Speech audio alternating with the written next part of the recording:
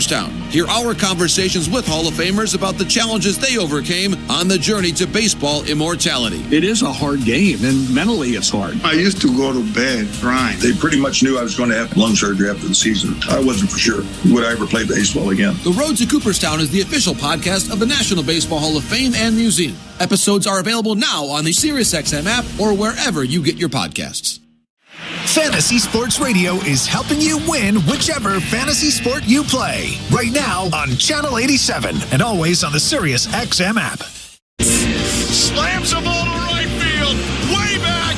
Way gone. It's Toronto Blue Jays baseball. Low rounding and heading for second. The throw. In time. On the Sportsnet Radio Network. The first Junior Jays Sunday of the season. The Blue Jays wrap up the first season of 2025 against the Baltimore Orioles today on a foggy Sunday in downtown Toronto, looking to split the series. Hi, everyone, and thanks so much for tuning in today. I'm Ben Schulman alongside Chris LaRue. Show Ali is our host today. Nick Blackmore, our producer. Austin Mackey and Tom Young, our technical directors. You're listening to Blue Jays Baseball, brought to you by the local family-owned Crown Rust Control Centers in Lévis, Quebec, and West Quebec City. Crown is proud to be Canadian-owned and operated since 1986. So protect your vehicle from rust today at your local Crown Rust Control Center or visit crown.com. Crown, Canada's #1 rust protection.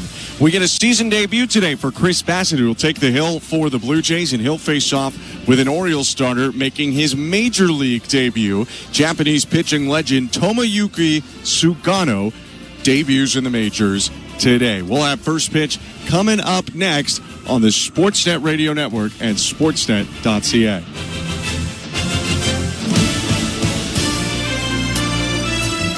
Drywall, an essential part of many, many projects. It's important to get it right and start with quality materials. Essentials you'll always find competitively priced at Timber Mart, like CGC, a recognized giant in the drywall industry for over 100 years and leading Canadian manufacturer.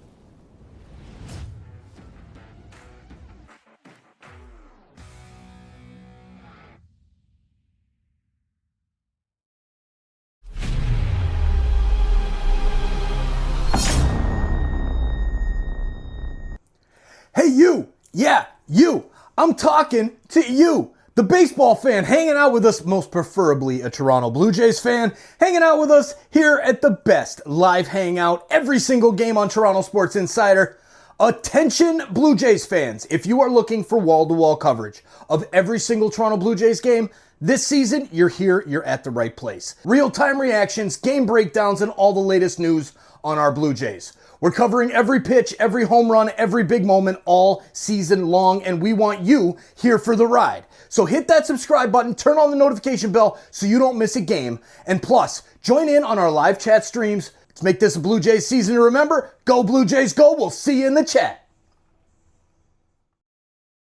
15,000 fans will get a Vladimir Guerrero Jr. Silver Slugger bobblehead. Find your seat at bluejays.com. Lights up, let's go. I'm Katie Nolan, and I have a new podcast called Casuals. It's a podcast for people who like sports a normal amount. Casuals is a twice-a-week hang with me and my friends from across comedy, sports, and entertainment, where we talk about all the funny, weird, interesting stuff happening in and around the world of sports. So whether you're a diehard fan or just vaguely sports curious, Casuals is the podcast for you. You can find Casuals on the SiriusXM app, Pandora, or wherever you get your podcasts. And don't forget to follow the show so you never miss an episode. Give it a try. What's the worst that could happen?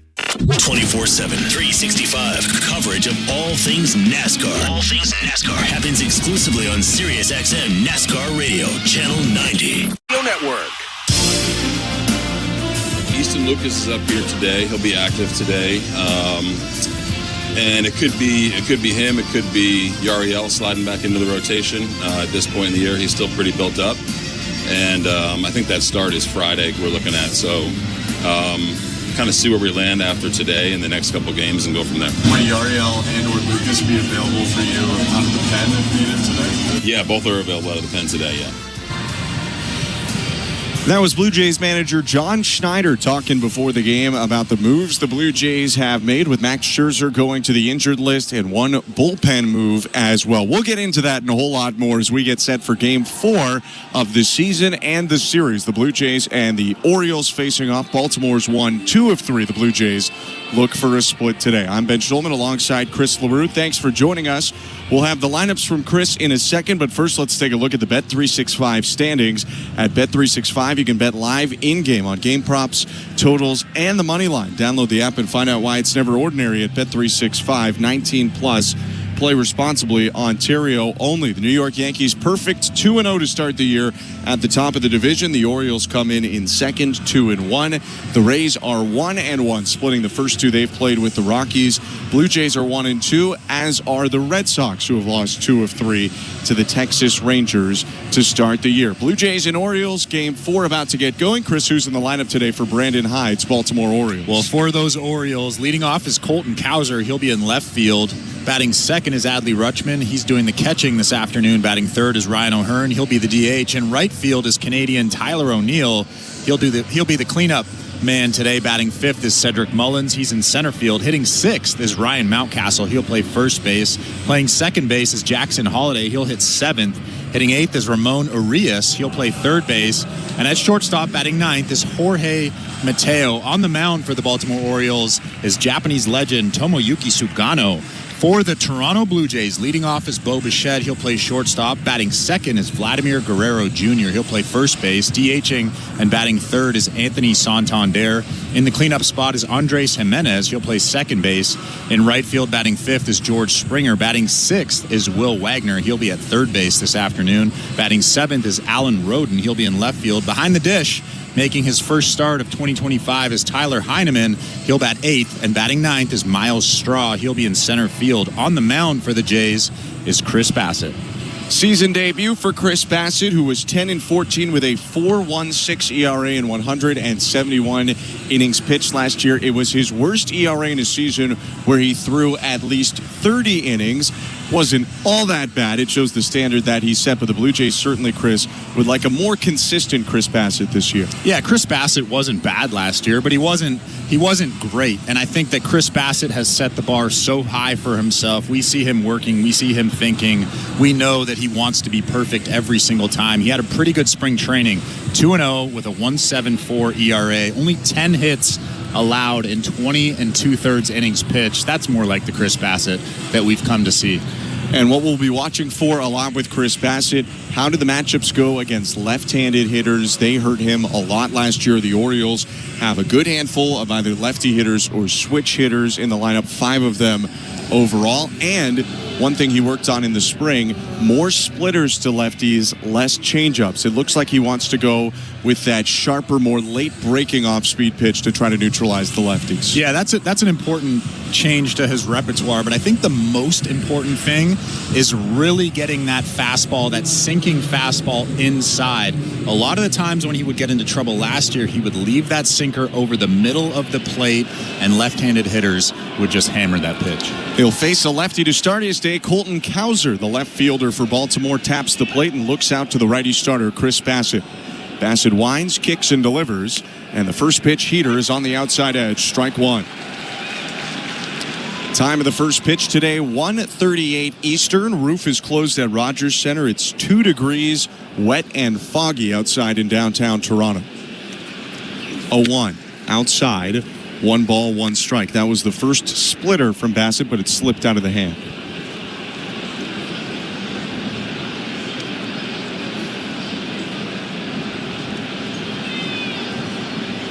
Right-hander on the third base side of the rubber, kicks and delivers, and hits the zone out of the stretch there to make it 1-2.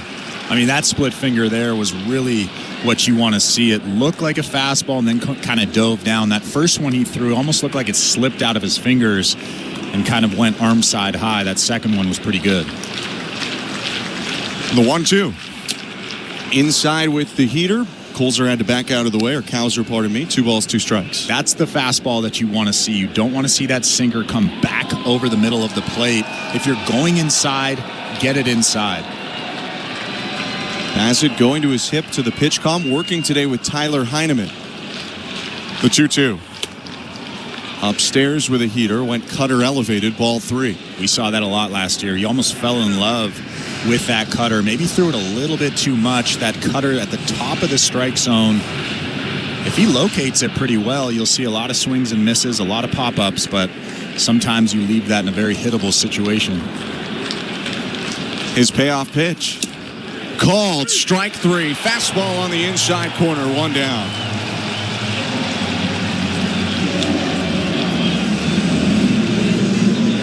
Sinker getting the call from home plate umpire Ryan Wills today. First base ump is Lance Barksdale, the crew chief. Will Little at second, Ryan Additon at third. Nice start for Chris Bassett in the top of the first inning, and now he faces another guy batting left, switch hitting catcher Adley Rutschman. Bassett into the wind and the pitch. Low ball 1. He's alternated a little bit early on from windups and just from the stretch. He'll be perpendicular to the plate no matter what, so it's not a huge wind, but interesting to see him go back and forth. Into the wind again, the 1-0. Swing and a line drive down the left field line, slicing out a play foul. 1 ball, 1 strike. Good sinking fastball there. It looked like it was right down the middle and then sunk away at the very last second. Adley Rutschman, who's normally right on those pitches, that's telling me that that ball has a ton of movement on it. Thought it might have broke his bat from the sound, but he's held on to the black piece of lumber that matches his black batting gloves. The 1-1. Rutschman hits a one-hopper to third, fielded there by Will Wagner. Crow hop and strong throw to first, 2 down. Another good split finger. You mentioned it at the top. He's really working on that thing, and he has a good feel for it. Scrapped the changeup that he threw a lot last year, and really focusing on that split finger. That one right there to Adley Rutschman was pretty good. Bassett's got a 4-seamer, sinker, and cutter. Splitter. He does have a change, although he said he's not going to use it much. Big, slow curveball, a sweeper, and then a harder slider. His pitch to Ryan O'Hearn. High ball 1. Tried to elevate that cutter there. A little bit too high, maybe 2 or 3 balls above that strike zone. Have to make it look hittable for the hitter to at least offer at it. O'Hearn never left the box, but he twirls around the bat twice before bringing it back up again. Here's the 1-0. Just a little bit high with a fastball, 2-0. This first inning is brought to you by Armstrong Bird Food. Armstrong Bird Food, the reason birds fly north, feeding Blue Jays since 1986. Visit ArmstrongBirdFood.com. The 2-0. Outside, 3 balls and no strikes. And this is where you have to be careful. Ryan O'Hearn definitely has the green light here with 2 outs. A guy that can really drive the ball if you leave something over the middle of the plate.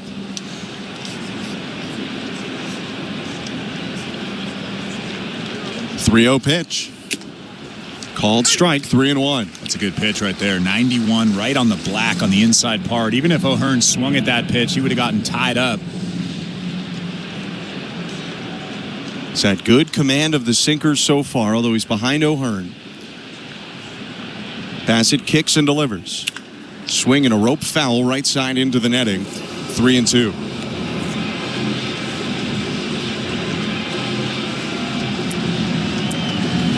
No score in the top of the first inning. Nobody aboard for the Orioles.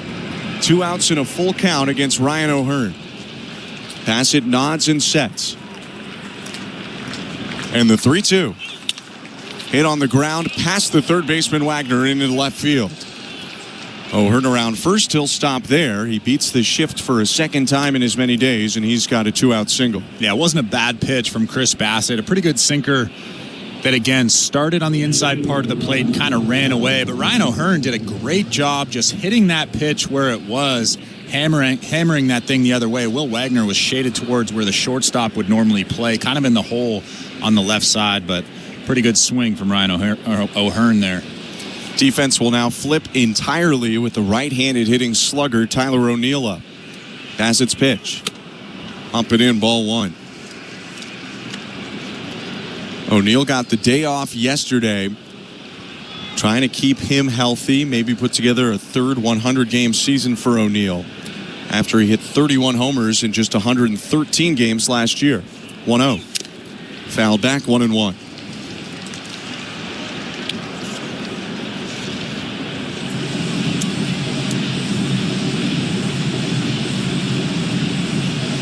Big opening day for O'Neill. 3 hits, a pair of walks, and one of those hits was a 3-run homer. Was hitless in Game 2 of the series. The Blue Jays win. The 1-1. Check swing. He went around, says home plate umpire Mills. And it's 1-2. Well, I don't know if Tyler O'Neill was frustrated with himself or the call there. But he's got a look on his face right now that's not very happy. He asks for time. Ryan Wills grants it, and now O'Neill back in the box. One tap of the plate. Slight bend of the knees. He looks at Bassett. The 1-2 pitch. Swing and a hard grounder up the middle, past the reach of Bichette and into left center field. Making the turnaround second and headed for third is O'Hearn. The throw comes in from Rodin, not in time. Pretty good throw from Rodin, who had to work left and then throw back to his right. It one-hopped into third. Wagner had the tag, but the slide underneath it from O'Hearn, and it's runners on the corners for the Orioles with 2 outs. Well, Heineman and Chris Bassett were trying to get that sinker inside to Tyler O'Neill. You can see Tyler Heineman was set up in off the plate for that sinker. But again, Chris Bassett left it over the middle of the plate, and Tyler O'Neill just hammered that thing into center field for a single. Ryan O'Hearn doing a great job going first to third there. Sets up a run-producing opportunity for Cedric Mullins. Orioles have scored first in all 3 games so far this series. No score in the top of the first. O'Hearn on third, O'Neill on first. First pitch is high, ball 1.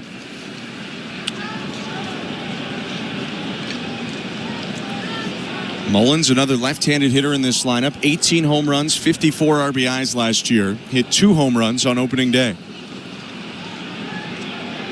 The 1-0. Swing and a liner foul. Plus, in the midst of that pitch, O'Neill took 4 steps like he was stealing second and then decided to stay put. We'll see if the Orioles try some trickery here with Tyler Heineman behind the plate.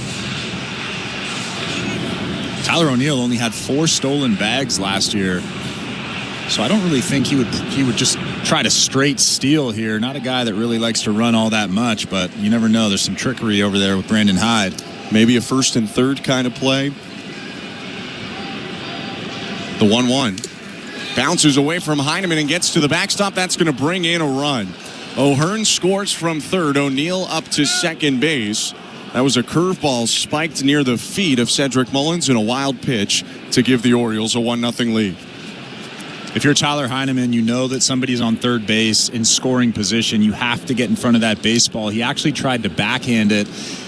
Yes, that was a tough pitch to block, but we become so accustomed to seeing Alejandro Kirk just slide over and block those tough pitches. That one right there had to be blocked.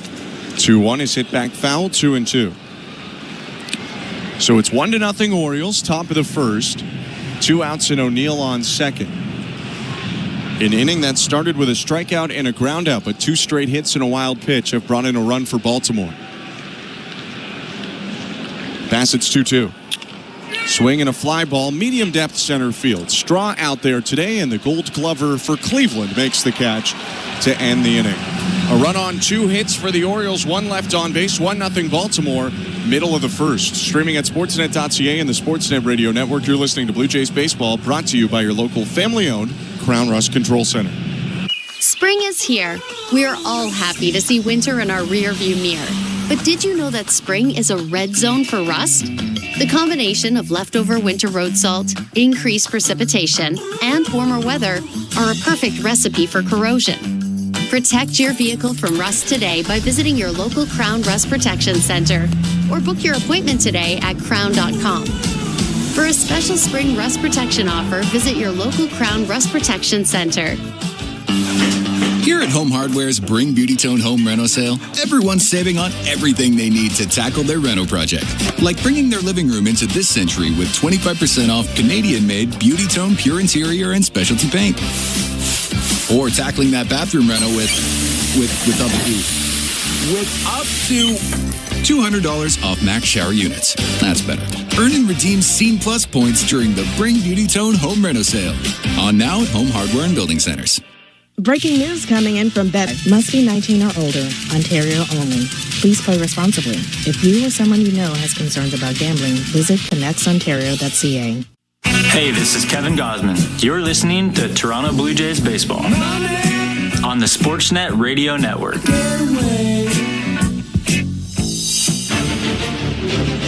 35-year-old Japanese righty Tomoyuki Sugano steps on a major league mound for the first time as we get going in the bottom of the first inning in downtown Toronto. Thanks for joining us. 1-0 Orioles.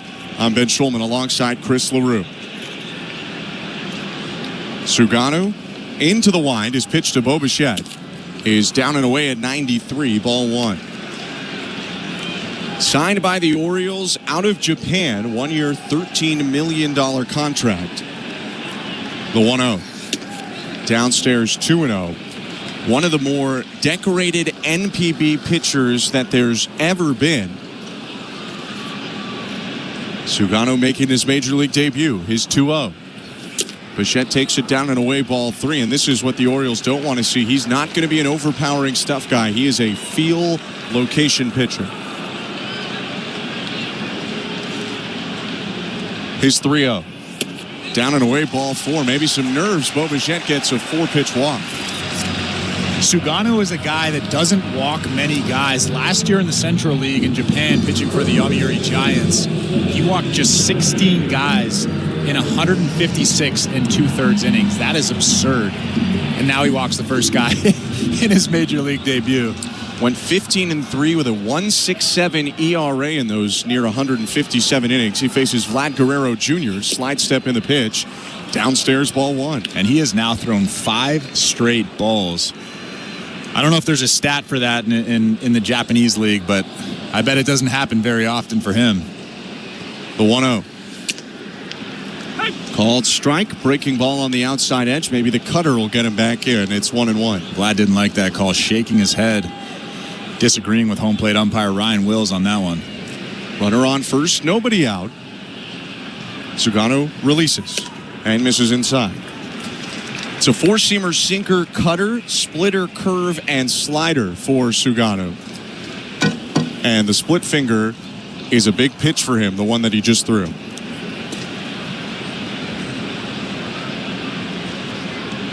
His 2-1. Swing and a high drive. Left field. Cowser sprinting back at the warning track. He'll make the catch. And Bichette retreats to first. 1 out. Just got it off the end of the bat. Yeah.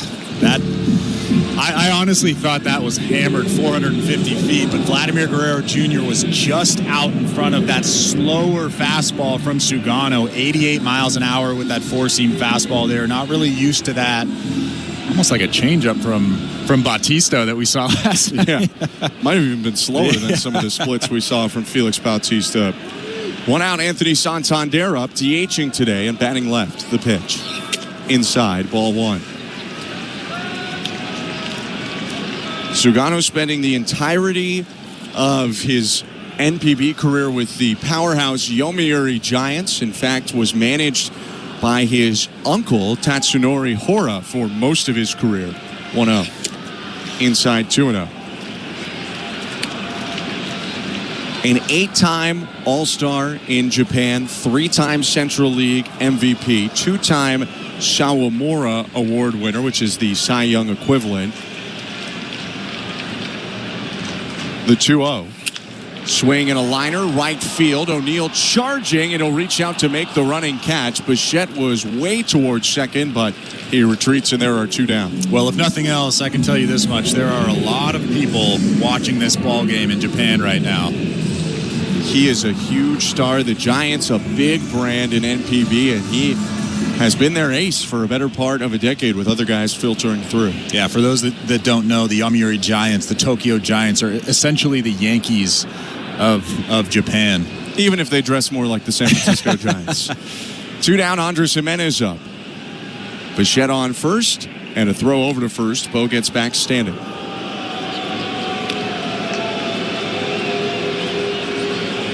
He was a Triple Crown winner, wins, ERA, strikeouts in 2018. He's won a couple Gold Gloves in the Central League as well. The pitch. Ball strike. 0-1.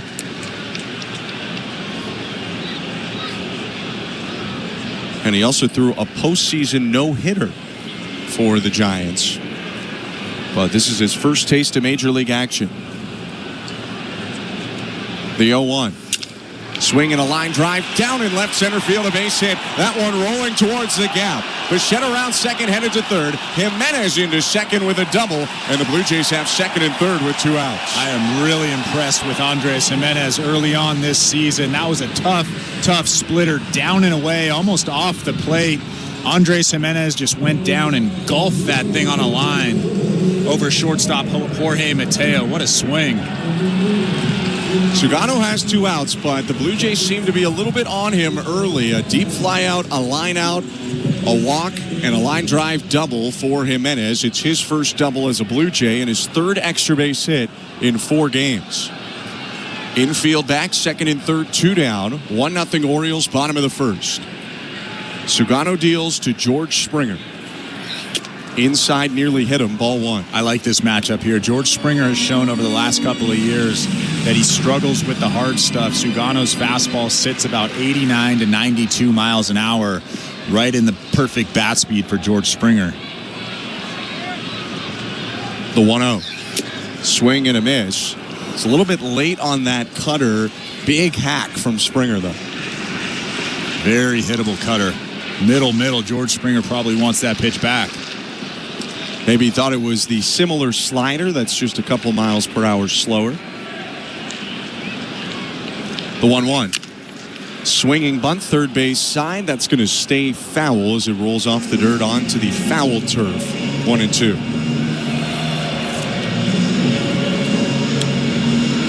Springer 2 for 7 to start his year. It's .286 with 2 walks, 3 strikeouts, and a stolen base.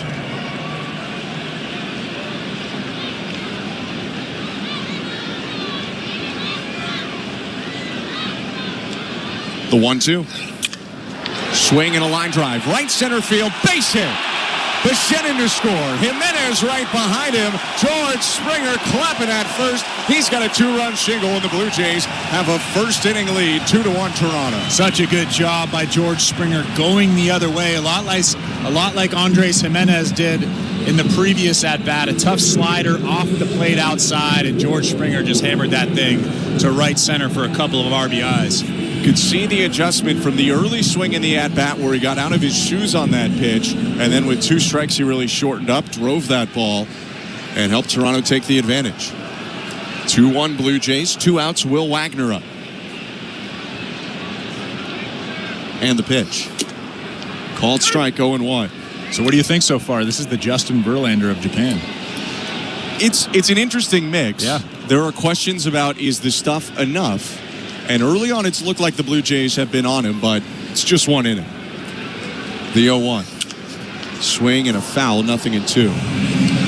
And the fastball actually has been a little bit harder than I was anticipating. He's thrown a couple of fastballs at 93 miles an hour. I think that's good enough. If he can locate the rest of his pitches, throwing 93 is still pretty good. It's about the same as you're going to see from Chris Bassett, who's his opponent today. The 0-2. Swing and a miss, strike 3. Got him on an elevated heater. First major league strikeout for Sugano. But the Blue Jays get to him for 2 runs on 2 hits. George Springer drives in a pair, and the Blue Jays lead 2-1 after an inning. You're listening to Blue Jays Baseball, brought to you by your local family-owned Crown Rush Control Center. Streaming at sportsnet.ca and the Sportsnet Radio Network. After 7 years away, it started with a choice, a friendship, and some acoustic instruments. Mumford & Sons returned with a new album, Rush, man. and return to their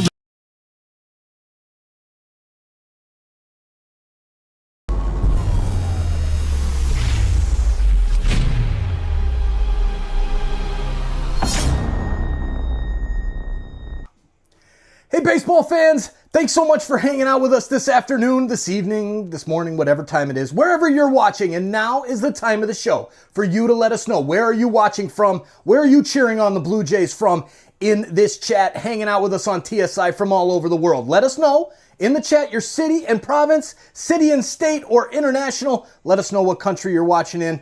And then once you've let us know in the chat, just click that link that's pinned or is flying through there. That's going to take you to our website, TorontoSportsInsider.com.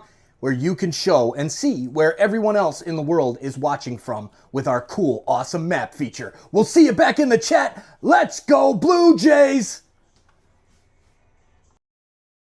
Eastern as we recap the first weekend of Major League Baseball's 2025 season. Tyler O'Neill, his first Orioles home run. That's his 6th straight opening day with a home run. Don't miss the leadoff spot, 7 a.m. Eastern on MLB Network Radio, Sirius XM 89, and on the Sirius XM app. In season or out of season, the number one place for college sports is Sirius XM College Sports Radio, Channel 84. Sportsnet Radio Network. Welcome to the Timbermark broadcast booth. I'm Ben Schulman alongside Chris LaRue. Top of the second inning, the Blue Jays leading 2-1. Chris Bassett gets another inning of work, and he takes the mound with an early advantage. We'll see how that plays into this inning as he deals with Ryan Mountcastle leading off. Bassett winds, kicks, and delivers. And gets ahead with a fastball, 0-1. Dare I say, Chris, it's been a quiet Ryan Mountcastle series. It's 1 for 9. The 0-1. Fouled it off himself. 0-2. And we were talking about Sugano's velocity. That fastball there was just 91 from Chris Bassett. But the difference between the two, that fastball there, a sinking fastball, had all kinds of depth to it, running in on the hands of Ryan Mountcastle. The 0-2. Just off the plate with a sinker, 1 ball, 2 strikes. But yes, I hope you didn't jinx it with the Ryan Mountcastle thing. Well, as you know, everything that we say on air has a concrete impact on the game. Some people think so. The 1-2. Hit foul up the first base line. Still a ball, 2 strikes. We're in the second inning, which is presented by Bet365. Download the Bet365 app for today's baseball odds and find out why it's never ordinary at Bet365. 19 plus, play responsibly. Ontario only. Bassett releases home. And it's a slow breaking ball for the first time. It's hit foul, still 1-2. Now you're getting Ryan Mountcastle leaning out over the plate. I wouldn't be surprised if they try to go in here with either a sinker or a split finger down and in. Tyler Heineman and Bassett communicating from their hip and leg respectively, back and forth. 1-2. High, 2 balls, 2 strikes. Tried to go up with that cutter. Not a bad pitch. I still like to at least show inside with something, especially to a guy like Ryan Mountcastle who likes to get the arms extended.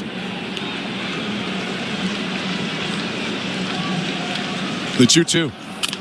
Swing and a bouncer to second on 2 hops. It's gloved by Jimenez. He'll throw over to first. 1 out. I think they got away with one there. They actually were trying to come in with the sinker. Tyler Heineman was set up way inside.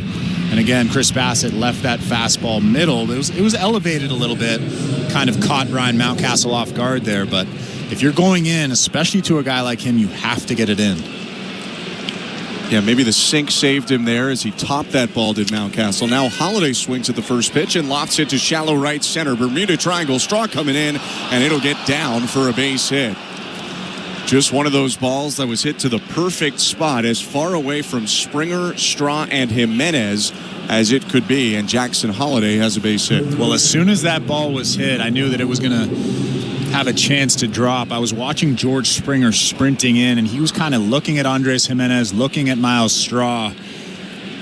He knew that that was going to be one of those hits that just lands. So Holiday on first with 1 out. Ramon Urias to the plate. The pitch. Swing and a fly ball. Right center field. Straw is backing up onto the warning track, and he'll make the catch.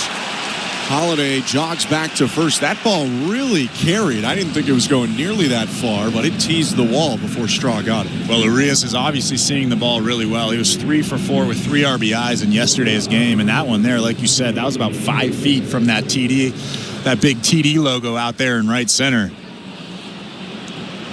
Big 3-run double yesterday for Urias that gave the Orioles a lead they would not relinquish. 2 down, Jorge Mateo up. First pitch down and away, ball 1. Will Wagner, the third baseman, is playing even with the bag, maybe a step in front of it. Mateo, with a lot of speed, is a threat to bunt.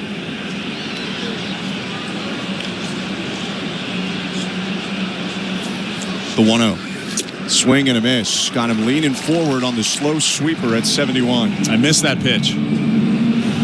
I love that pitch. 70, 71, sometimes even in the 60s with that slow breaking ball. Mateo was way out in front of it.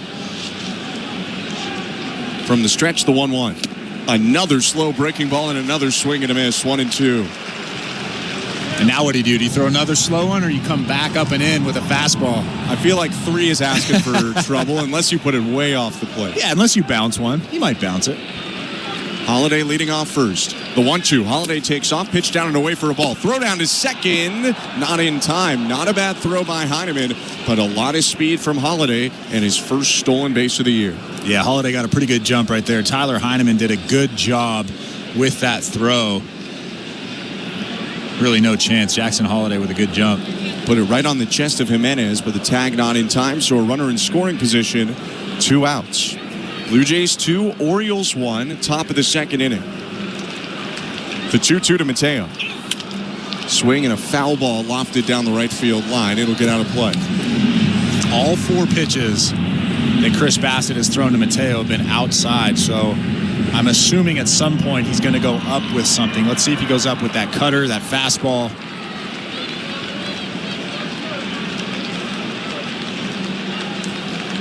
Bassett's 2-2. Breaking ball just missed inside.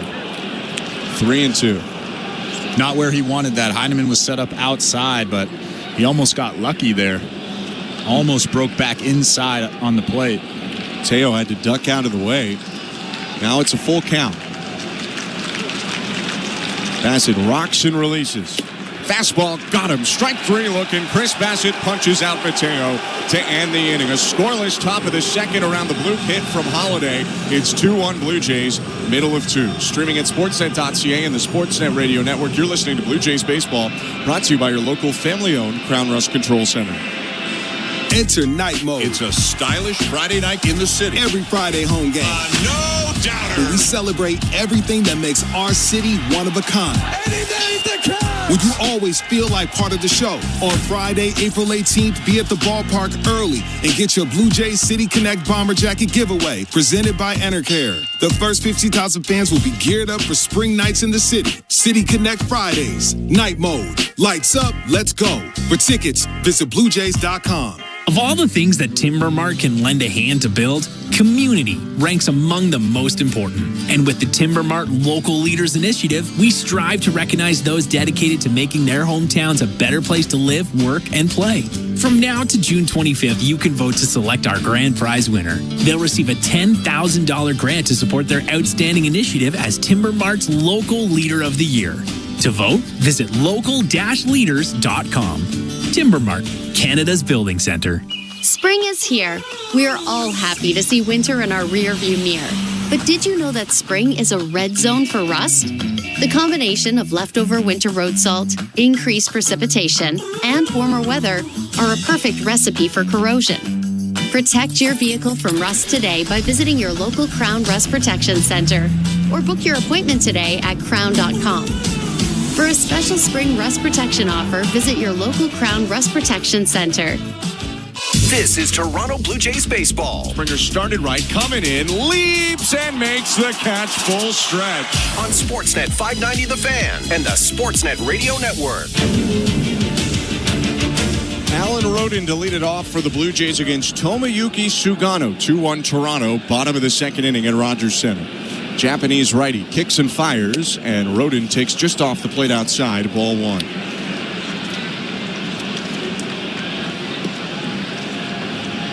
Alan Rodin getting the start in left field today. Left-handed hitter faces a 1-0. Swing and a miss. Out in front of the splitter, 1 ball, 1 strike. Sugano's decked out in Mizuno. You have to be a stud in the Japanese league to be decked out in Mizuno. Obviously, he is one of those studs. The 1-1. Fouled off, 1-2. When I was in Japan in 2013, I tried to get Mizuno and they said no. No? Yeah. Who'd you go with instead? Nike. Because I had Nike coming up, and I just wanted to feel like I was part of the league.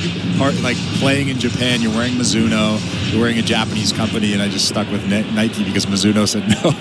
When they see Nike, are they like, that's an American guy? Yeah, 100%. The 1-2. Bounce to the plate 2-2. Then you have to correct them. You have to be like, I'm not American, I'm Canadian. There's actually... I can't tell you how many times I've had that exact conversation.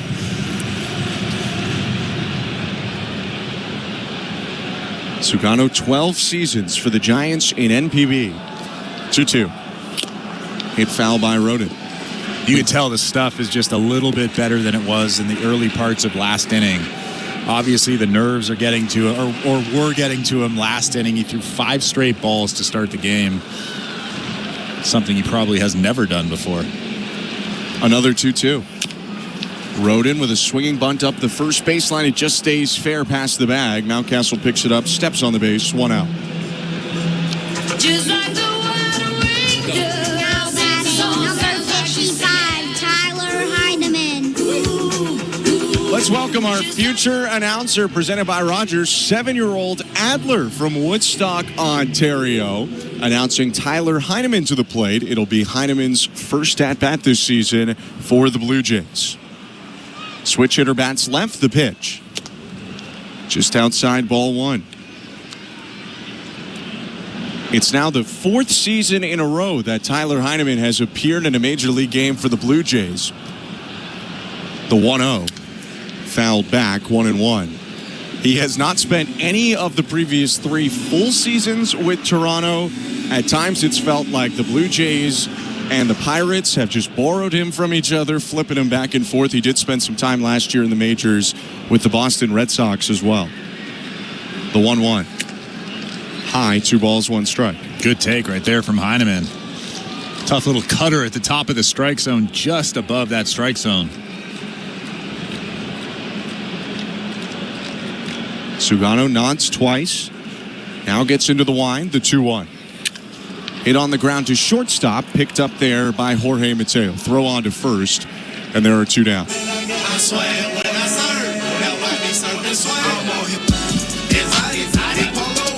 Now batting number 3, Miles Straw.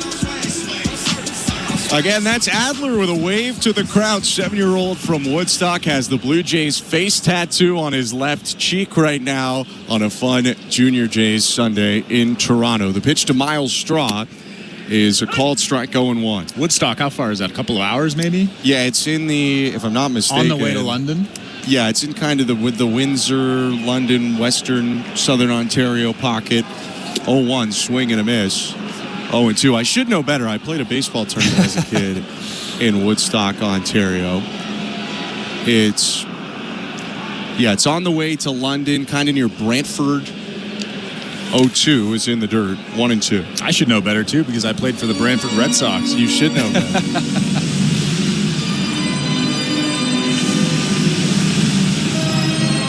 Miles Straw batting for the first time as a Blue Jay. Made his first appearance when he started this game in center field. The 1-2, fouled right back.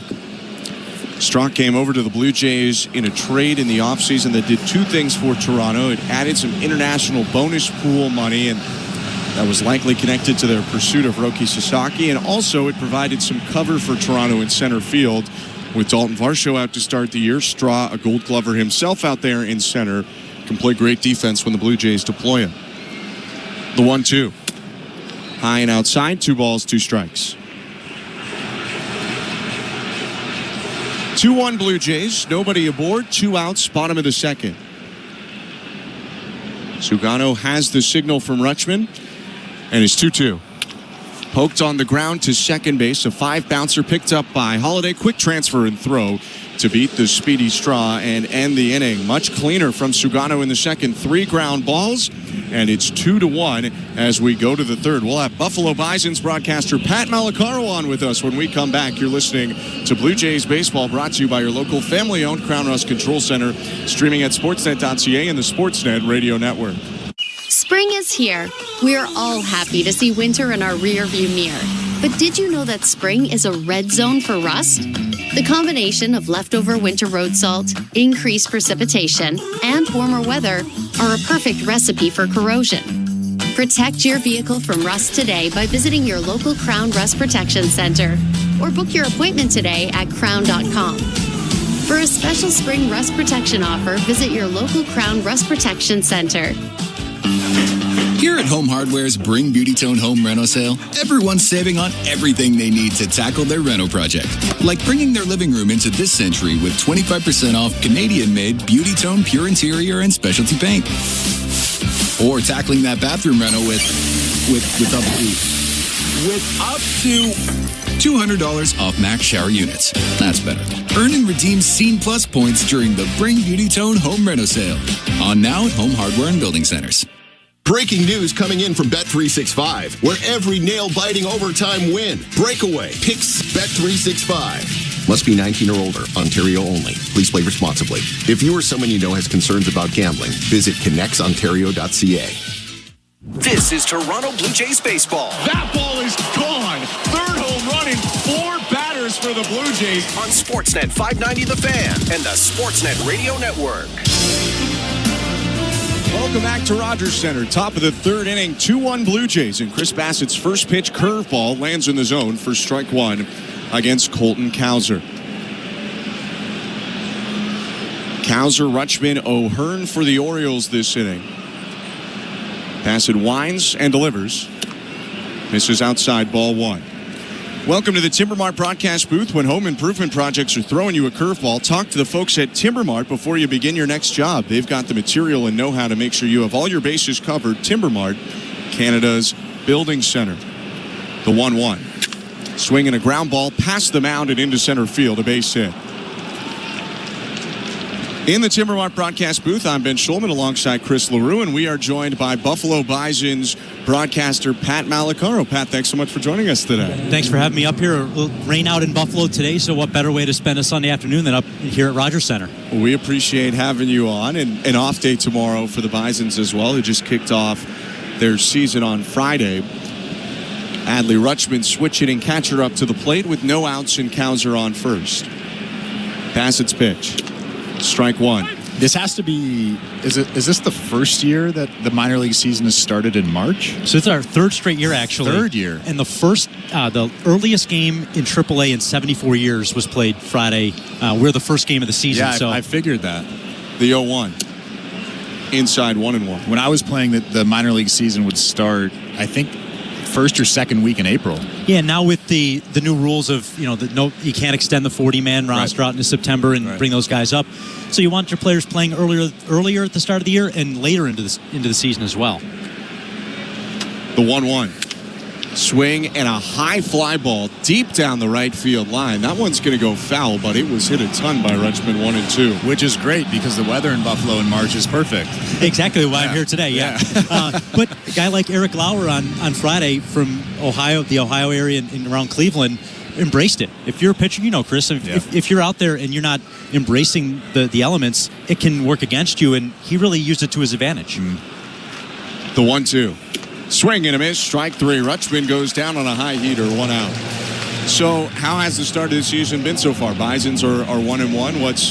What are the games been like so far, and what's the attendance and ballpark been like having baseball back in Buffalo? It was great on Friday afternoon, even better than expected with the weather the way it was. And on the field, guys like Joey Loperfido, Addison Barger, who we saw a lot of in spring training, coming through for the team, even in a loss yesterday.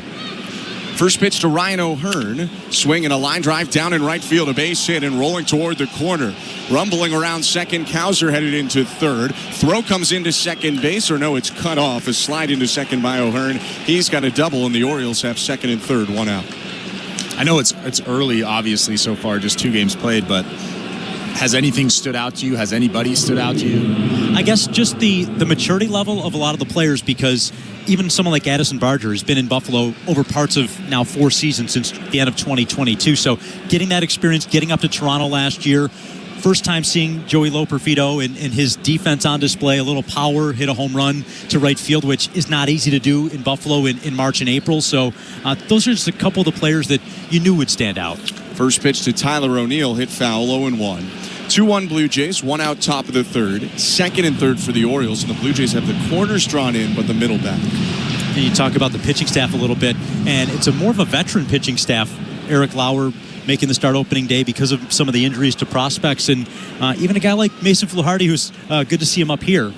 0-1 pitch called strike, 0-2. 56 appearances in AAA last year, so got a lot of good experience and a lot of AAA arms in the Bison's rotation and bullpen. Wanted to ask specifically about Fluharty, who gets the call up today with the DFA of Richard Lovelady. Time is called at the plate. What should we expect out of someone like Fluharty? Yeah, the velocity was a little bit higher than what we saw in Buffalo last year during spring training, right around 88 miles an hour, but he's deceptive. He's got a very good move, a little bit of a different 0-2 pitch, high, ball one. Different set on the mound, a little bit of a crossfire action, almost like a Brandon Eisert that fans would have seen last year also. So you get a little bit of that crossfire, and it's just the ball comes out of his hand, and it's hard for hitters to see it. So that deception is such a big part of his game, and it works so well. The 1-2, swing and a miss, strike three. Big punch out for Bassett there. Keeps the runners on second and third, and now 2 down. There's my favorite curveball, 71 miles an hour. Tyler O'Neill was way out in front of that thing. And the other guy called up today. Now, he was supposed to pitch today, I believe, but both the game got rained out in the call-up. Easton Lucas, who you got a handful of last year. Cedric Mullins comes up. Yeah, 3 starts, 6 overall appearances before coming to Toronto for 2 outings in September, and really someone who was very impressive. First pitch to Mullins, hit in the air, down the left field line. Rodin racing to the corner, makes the catch, and ends the inning. No runs on 2 hits for the Orioles. We'll hear more from Pat in the bottom of the third. It's 2-1 Toronto, middle of 3. Streaming at sportsnet.ca and the Sportsnet Radio Network. You're listening to Blue Jays Baseball, brought to you by your local family-owned Crown Rust Control Center. Every reaction that I have seen to the breaking news is what the hell just happened. When the sports world is talking, nobody gives you more perspectives than the experts of SiriusXM. The Memphis Grizzlies have parted ways with head coach Taylor Jenkins. Hear instant reaction on Mad Dog Sports Radio. There has to be more to the story. Whoa, this is out of nowhere. And expert analysis on NBA Radio. Taylor Jenkins is a fantastic coach. Live sports talk when you need it is on SiriusXM and the SiriusXM app. I've said this since the Luka trade. Nothing surprises me anymore. Every night after the final out, the Round Trip Roundup brings you the scores, highlights, and analysis from every game across Major League Baseball, all in less than 30 minutes. Swung on and missed, strike 3 and a no-hitter. It's the perfect way to get caught up on all the night's biggest home runs and best performances. And a high drive, deep right center. It's the Round Trip Roundup on MLB Network Radio every night on SiriusXM Channel 89 and every morning on the SiriusXM app. VSiN, the sports betting network, is back on SiriusXM. Go to channel 158 for informed wagering and fantasy advice from familiar voices like Gil Alexander, Paulie Howard, and Mitch Moss. Plus, SiriusXM mainstays Adam Shine, Rich Gannon, and the guru, John Hansen. We're getting you ready for the upcoming games with a finger on the pulse of the latest news and the moving lines and odds. VSiN, the sports betting network, is now on SiriusXM 158 and on the SiriusXM app. Blue Jays fans, after this game, get back to what's really important. Your fantasy football team. We're talking about it right now on Fantasy Sports Radio, Channel 87, and the SiriusXM app. Well, Bichette leads off in the bottom of the third inning, a third inning that's brought to you by the local family-owned Crown Rust Control Centers in Lévis, Quebec, and West Quebec City. Crown is proud to be Canadian-owned and operated since 1986, so protect your vehicles from rust today at your local Crown Rust Control Center. Visit crown.com. Canada's #1 rust protection. Bichette swings at the first pitch and grounds out to second. 1 out with the Blue Jays, up 2-1 in the bottom of the third. Ben Schulman and Chris LaRue still joined by Pat Malacaro, voice of the Buffalo Bisons. And as Vlad Guerrero Jr. comes up, we were wondering what to expect from Easton Lucas, who we saw a little bit last year, but could get a prolonged run now with the Blue Jays. I feel like somebody who the Blue Jays definitely saw as a starting option in Buffalo this year and could be a long man that's so needed out of the bullpen at times. First pitch to Vlad Guerrero, called strike 0-1. Lucas had great numbers in his time with Buffalo last year. Obviously a limited stint coming over midseason. Sugano into the wind. Here's the 0-1. Down and away, 1-1. What did he do really well, or what did you like out of him there? He was just consistent and only gave up 2 earned runs in his 14 innings in his 3 starts. So it was just the consistency and somebody who bounced around a lot last year. Was one of the impressive parts of it. 1-1 is downstairs, 2-1. Started in the Oakland organization, eventually with Detroit, and then in Buffalo. You bounce around a lot, and you can really sort of lose track of things. And I think that's one impressive part is it didn't feel like he was well-traveled last year. 2-1 pitch hit foul to the right, out of play, 2-2. So we were talking last inning, too. You mentioned Barger, Loperfido. There are so many guys on the Bisons that got extended run at the major league level. How are they fitting everyone into the lineup every day? Yeah, it's really different spots, different days. And Michael Stefanik, somebody a veteran who will play different spots in utility role. 2-2 down and away, full count. We saw it immediately on opening day where Addison Barger was going to start the day at third base, but due to his late scratch, ended up starting at shortstop. So we'll see him a little bit on the infield, at least early on in the season. We know he can play right field, which he's acclimated to well. And so you've got that versatility that the Blue Jays like as well, to see players in different spots. Have you had a chance to speak with Addison Barger? 3-2 pitch, hammered into right field. Base hit for Vlad Guerrero Jr. with one out. And now Pat Malacaro on Addison Barger. Obviously, he had the great spring training. I personally didn't get a chance to talk to him after he was sent down to the minor leagues. Obviously, a little bit of disappointment from him. I'm assuming. I can only assume after a spring training like he had. Have you had a chance to talk to him at all? Yeah, and I think that's just a case of you want to play every day. And right. if the best scenario, you want to be in the big leagues, but if to get that best look and get your most reps in is at AAA, then you put the work in. Definitely played well enough last year and came back and forth a little bit, so he understands the role that he might be in this year. First pitch to Anthony Santander inside, ball one. Runner on first, one out, 2-1 Blue Jays, bottom three.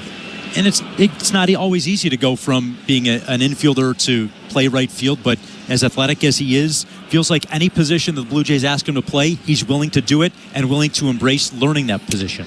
1-0 pitch on the inside edge for a strike, 1-1. Yeah, we actually had this conversation on air when we were kind of going over who we thought was going to make the team and who we thought was going to be in Buffalo. And I had mentioned that Addison Barger would make the team if you don't see him on this roster 5 years from now. But if you see him as a big part of this team, 1-1 outside, 2-1. 5 years from now, then you have to get him regular playing time in Buffalo and help him develop, because him playing once every 5 days or once every 4 days here, it's not going to do anything for his development. Exactly. I think that's the key word right there. If you want to see the development, he's still very young, being drafted out of high school. That development takes time. And sometimes when you see some of the big leagues, you think they might be ready, but there's things they still have to work on. 2-1 runs inside. Santander jumps out of the way. 3 balls, 1 strike. And it's never a bad thing if you get some big league experience, know what to expect at the big league level, and then go back to maybe the minor leagues for a month, a couple of months, whatever, and then apply all that to your game action in AAA. Speaking with Pat Malacaro, voice of the Buffalo Bisons. Blue Jays up 2-1, bottom of the third inning at Rogers Center. Tomoyuki Sugano dealing here to Anthony Santander in a 3-1 count. The pitch. Swing and a miss. Big hack. 3-2. You mentioned Alan Rodin's name. I mean, the outfield in Buffalo is pretty stacked of players that had big league experience last year between Loperfido, Stuart Baroa, Jonathan Clase. A lot of speed as well, something that has been on display in Buffalo for several years. Baroa and Clase in the same lineup. His stolen bases galore. Here's the 3-2. In the dirt, ball 4. A walk for Santander, who dumps the piece of lumber and heads down to first. Guerrero into scoring position with 1 out. Last season and even the year before, the Bisons would stack someone like a Cameron Eaton at the top and a Stuart Baroa at the bottom. Early on this season, it's Baroa leading off and Clase batting second, because we know Clase has such good power as well as the speed, so you don't want to have that guy maybe in the 9th spot and get him those extra at-bats at the top of the order.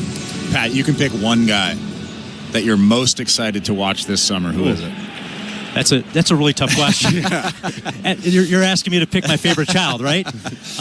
There's so many different storylines and guys that you always like to see get to the big leagues. First pitch to Andres Jimenez, inside ball 1. First and second, 1 out. In the entire 28-man roster. I'll tell you who I want to see in Buffalo when I do make it to a game at some point this summer. After this pitch. Giving yourself some time to think. The 1-0. Jimenez takes it in the dirt. Sugano's lost the zone a little bit again, 2-0. I want to see Joey Loperfido have some success. He's a guy that I can see as a big league star. He has all the tools. He just has to kind of put it together. And I think that this is a really big season for him to try to figure it out. I don't think he should be in the big leagues. I think he should be in Buffalo trying to figure it out. And I'm excited to see what he can do. 2-0 pitch. Called strike. 2-1. I agree with you, and I'll add a player also in that trade in Jake Bloss, who we saw for 8 starts in Buffalo. For sure. His pitch arsenal is so big and expansive.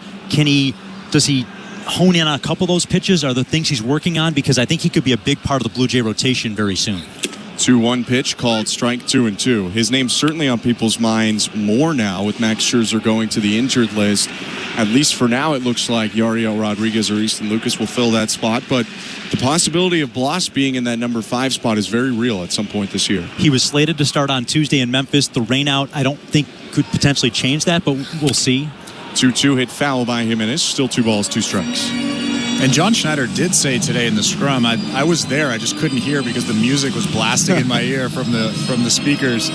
But he did say that Yariel Rodriguez would slide into that Max Scherzer spot if I'm correct. He didn't confirm who it was between Yariel or Lucas. The 2-2. Swing and a line drive center field. It's going to hang up for Mullins, who catches it head high for the second out. Well, Pat, 2 outs here, so we don't have time for too much more. But in terms of what goes on around the ballpark, anything that Blue Jays fans, if they're coming down for a game, should key in on if they're going to pick a game to come see the Bisons? Friday nights are always a lot of fun. As Chris, the Friday night bash we have at the ballpark, pre-game, post-game fireworks, a good time. Durham comes to town, the AAA affiliate of the Tampa Bay Rays in 2 weeks, and then Rochester, who is just in town, the AAA affiliate of the Nationals, will be in at the end of the month as well. So 2 good affiliates to see if you're a Blue Jays fan. George Springer to the plate. Sugano's pitch. Down and away, ball 1. And are they still doing Star Wars Night this season? End of May, yes. So I'll tell you a quick story about Star Wars Night. I started that game. There were 17,000 people there. It was sold out. I gave up 10 in the first inning and a third, and I got booed off the field. Oh, that's my last memory of Buffalo. The 1-0. Called strike 1-1. Well, we knew the fireworks would be, it'd be dark out by the time the fireworks came on. Yeah. Were you wearing a Han Solo-esque jersey or something like that? I was not. I was very upset. First and second. Guerrero on second. Santander on first. 2 down. The 1-1. Swinging a broken bat liner, leaping catch at first by Mountcastle to steal a hit and more than likely a run or 2. Nice play at first by Ryan Mountcastle to end the inning. Pat, really appreciate having you, and good luck with the upcoming season. Thanks, guys. That's Pat Malacaro, voice of the Bisons. Blue Jays up 2-1 after 3 innings. You're listening to Blue Jays Baseball, brought to you by your local family-owned Crown Rust Control Center, streaming at sportsnet.ca and the Sportsnet Radio Network. The NASCAR Cup Series is on SiriusXM. We're back on the track Sunday, 2 p.m. Eastern, from Martinsville Speedway. It's the Cookout 400. Martinsville, anything could happen. On SiriusXM NASCAR Radio Channel 90, in the car, and on the SiriusXM app. Great work, guys! Get closer to everything that moves you wherever you are with the SiriusXM app. Let's make some smoke and drink some beer! Yeah! Hey, baseball fans, Jim Bowden here. Spring training is officially underway, and we're bringing you inside the action. That's right, JB. I'm Jim Duquette, and from the top prospects to the veteran comebacks, who's making the roster? We'll break it all down. Stay tuned as we dive into the biggest stories of the spring with expert insight, interviews, and all the latest news from all the ballparks. It's spring training like you've never heard it before. Front Office with Jim Duquette and Jim Bowden, Sundays at 10 a.m. Eastern on MLB Network Radio, Channel 89, and on the SiriusXM app. March Madness, where every second, a 16 has beaten a 1 matters. A frantic finish. Listen to SiriusXM and the SiriusXM app. Deliver every buzzer beater and bracket buster. Plus, College Sports Radio Channel 84 is reacting to the madness throughout the tournament. This is a legit Final Four contender. For the analysis, the insight, and the passion of March Madness, it's SiriusXM College Sports Radio Channel 84 in the car and streaming on the SiriusXM app. Fantasy Sports Radio is helping you win whichever fantasy sport you play. Right now on Channel 87 and always on the SiriusXM app. Radio Network. Top of the 4th inning at Rogers Center. Blue Jays 2, Orioles 1. Chris Bassett's pitch to Ryan Mountcastle is crushed into left field on a line. It'll get down for a base hit. Little hanging splitter there from Chris Bassett. Tried to steal a quick strike off of Ryan Mountcastle. You could tell Ryan Mountcastle saw that out of the hand, waited back, and like you said, hammered that thing into left field. 117 off the bat. You do not see exit velocities like that every day. Mountcastle on first, Guerrero holding him on, and Jackson Holliday up. The pitch. Holiday goes to bunt and missed it as he tried to push it to the third base line. It's 0-1. They've talked about Holiday trying to bunt for more hits, and I think that's what that was, rather than a sacrifice, because he put the bat out pretty late.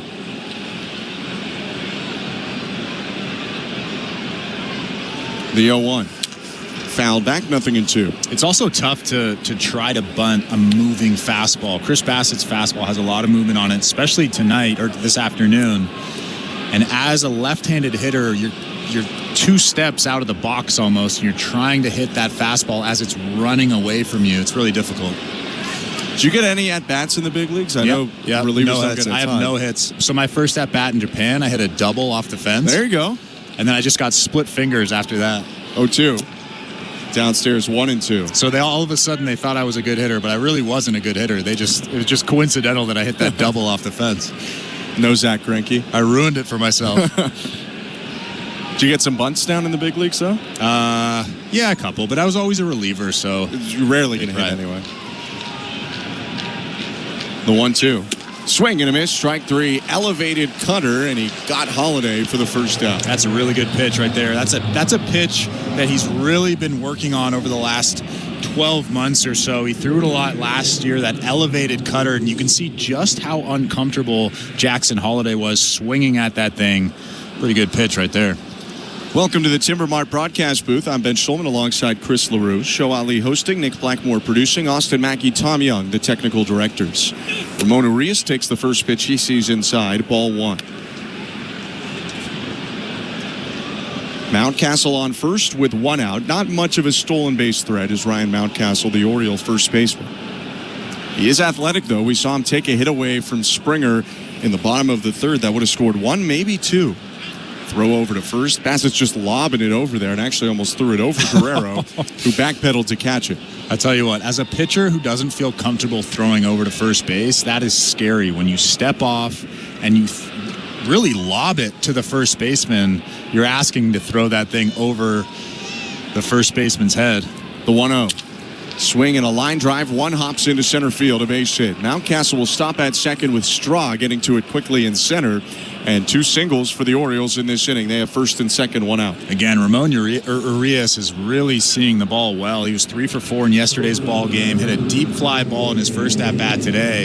And that one right there roped that thing back up the middle for a base hit. We're in the 4th inning, which is presented by Bet365. At Bet365, you can watch thousands of live games. Build your own bet and can even make a bet while the game's still being played. 19 plus, play responsibly, Ontario only. Jorge Mateo up to the plate, 0 for 4 with 3 strikeouts to start his season. Bassett looks at second and deals. Fouled back, 0-1. There were some serious questions over whether Mateo would be ready for opening day. He came back late in spring because last year he had a left UCL injury and got an internal brace, the less invasive alternative to Tommy John surgery. The 0-1. Inside, 1 ball, 1 strike. The good news for him was it was left and not right, and he throws right. So he was able to come along a lot quicker than a pitcher would, or even someone who had it on their throwing arm would. The 1-1. Swing and a ground ball to short. Bichette shuffles, picks it up, throws to second 1. Jimenez to first, inning-ending double play. 6-4-3. Bichette, Jimenez, Guerrero, and Bassett has a 3rd consecutive scoreless inning despite 2 hits. 2-1 Blue Jays, middle of the 4th. You're listening to Blue Jays Baseball, brought to you by your local family-owned Crown Rust Control Center, streaming at sportsnet.ca and the Sportsnet Radio Network. Spring is here. We are all happy to see winter in our rearview mirror.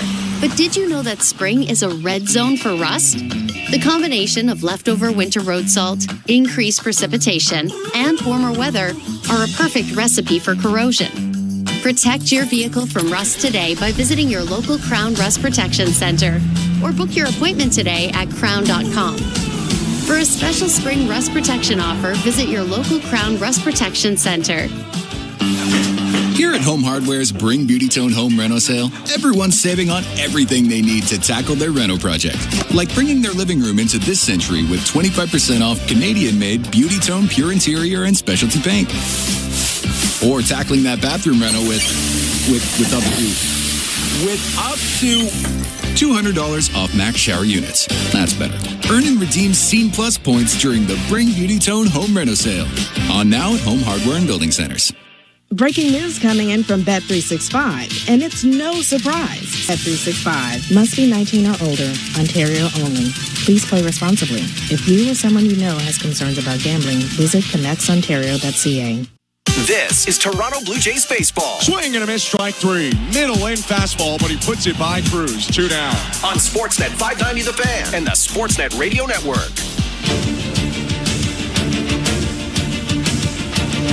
Last of the 4th inning in Toronto, and the Blue Jays leading the Orioles 2-1 at home. Appreciate you joining us. I'm Ben Schulman alongside Chris LaRue.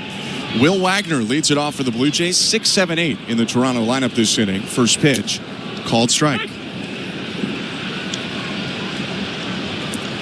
Behind Wagner will be Alan Rodin and then Tyler Heineman, the switch hitter. So 3 left-handed bats against the righty Sagana. 0-1. Hit on the ground softly to third. Picked up by Urias. He'll throw over to first. 1 out. Let's take a look at the out-of-town scoreboard, brought to you by St. Louis Bar and Grill. 100% Canadian-owned and operated since 1992. Catch the new menu starting April 8th. Visit stlouiswings.com for details. You are welcome. Let's take a look at the Bronx. How about that? The Yankees are leading in the top of the 4th inning, 5-3 against the Milwaukee Brewers. Everybody saw what happened yesterday. Aaron Judge went deep again. First pitch to Alan Rodin, called strike 0-1. He went deep again today? Today. He hit his 4th home run in, how many hours is that? 24 hours? Around, yeah. The 0-1. Chopped down the first baseline foul, 0-2. And his first home run yesterday off of Nestor Cortez was 468 feet. I didn't see the distance, but I'd believe you. He absolutely smoked that ball. Marcus Stroman has given up 3 earned runs in 3 2/3 innings pitched. But Aaron Savali's given up 5, including 3 home runs. The 0-2. Fouled right back. Third game of the Rays-Rockies series right now, taking place at George M. Steinbrenner Field. Rays are up 2-1. It's Tosh Bradley against Ryan Feltner. That game in the 5th inning. Brandon Lau with a 2-run homer.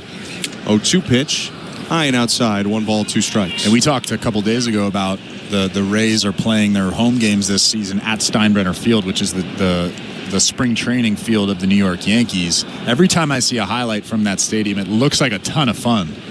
1-2. Swing and a ground ball in between third and short. Fielded backhand by Mateo. Throw bounces in, and Rodin is safe. Mountcastle blocked it, but couldn't pick it. It was a tougher play than maybe it looked, and Mateo skipped it over there.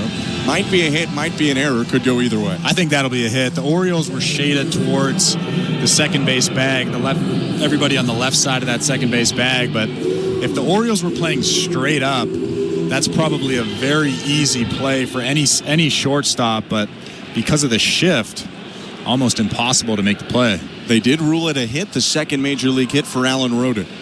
Tyler Heineman is up. 1 out runner on first, the pitch. Called strike. Other scores on the out-of-town scoreboard. Cincinnati trails San Francisco at home. 1-0 bottom of the 5th. 1-1 Marlins and Pirates in Miami. Top of the 5th. The 0-1 to Heineman.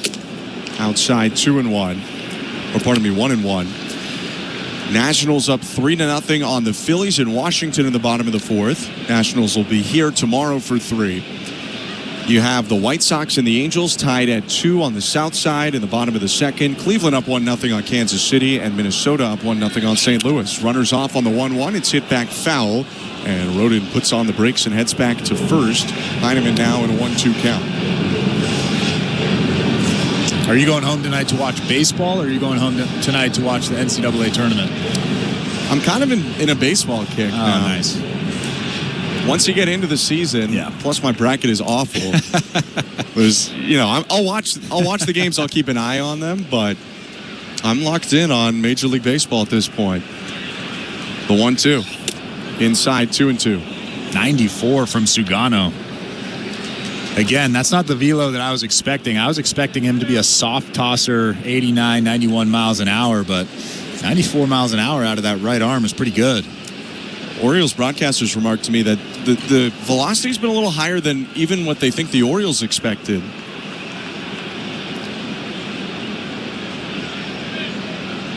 The 2-2. Swing and a pop-up. Third base side of the diamond onto the infield turf. Urias makes a one-handed catch off to his left. 2 outs. And Sugano was kind of shaky in the first inning, throwing 5 straight balls. Gave up 2 runs in that bottom of the first inning. But over the course of the next 2 2/3, he's looked very, very good, almost as advertised.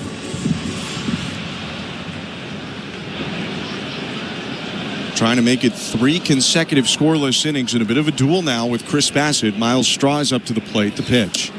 Fastball for a strike, 0-1.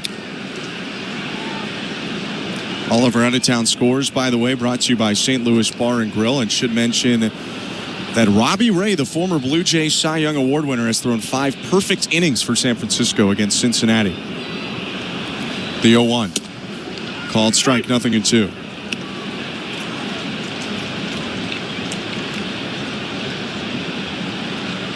Plenty of space for Straw on the right side of the diamond. Jackson Holliday shaded up the middle, and Ryan Mountcastle holding on the runner Rodin. 2-1 Toronto, bottom of the 4th, 2 strikes and 2 outs. Sugano's pitch. Chopped on the ground to the right side, charging at Holliday gloves, throws on to first, and ends the inning. An infield hit for Rodin. He's left on first. 2-1 Blue Jays as we go to the 5th. You're listening to Blue Jays Baseball, brought to you by your local family-owned Crown Rust Control Center, streaming at sportsnet.ca and the Sportsnet Radio Network. SiriusXM drops you into Miami Music Week with the main stage energy of live sets from superstar DJs on BPM, Channel 52. A global house party direct from South Beach on Diplo's Revolution, Channel 53. And poolside vibes with sets of down-tempo and deep house chill, Channel 55. Live through Sunday and at home with the SiriusXM app. March Madness, where every second A 16 has beaten a 1. matters. A frantic finish. Listen to SiriusXM and the SiriusXM app. Deliver every buzzer beater and bracket buster. Plus, College Sports Radio Channel 84 is reacting to the madness throughout the tournament. This is a legit Final Four contender. For the analysis, the insight, and the passion of March Madness, it's SiriusXM College Sports Radio Channel 84 in the car and streaming on the SiriusXM app. Fantasy Sports Radio is helping you win your fantasy leagues right now on Channel 87. Out of here! Shohei Ohtani connect. From in-season fantasy baseball management to daily fantasy basketball to getting you ready for the NFL Draft, Fantasy Sports Radio is here to help you dominate. We begin our quest for another championship right now. Winning is everything. It's it. It's all there is. Fantasy Sports Radio, your home for fantasy sports. Channel 87 and on the SiriusXM app. Fantasy Sports Radio is helping you win whichever fantasy sport you play. Right now on Channel 87 and always on the SiriusXM app. And the Sportsnet Radio Network. This is Toronto Blue Jays Baseball, presented by Crown Rust Protection. I'm Ben Schulman alongside Chris LaRue. Top of the 5th inning, Chris Bassett gets to the top of the order. Colton Cowser leads off. Bassett into the wind, kicks up the leg, delivers, and misses outside, ball 1. A run in the first for the Orioles, but they have not scored in the last 3 frames, despite having 5 hits from the 2nd to the 4th. The 1-0. In there to even up the count at 1-1. Good little cutter right there from Chris Bassett. The velo on that fastball really hasn't been great from Chris Bassett, but his fastball is moving a lot more than I would have expected. That's probably getting him out of some jams. Is 1-1. Swing and a miss. Dropped in the slow breaking ball at 71. 1-2. Oh, yeah, and there's that, too.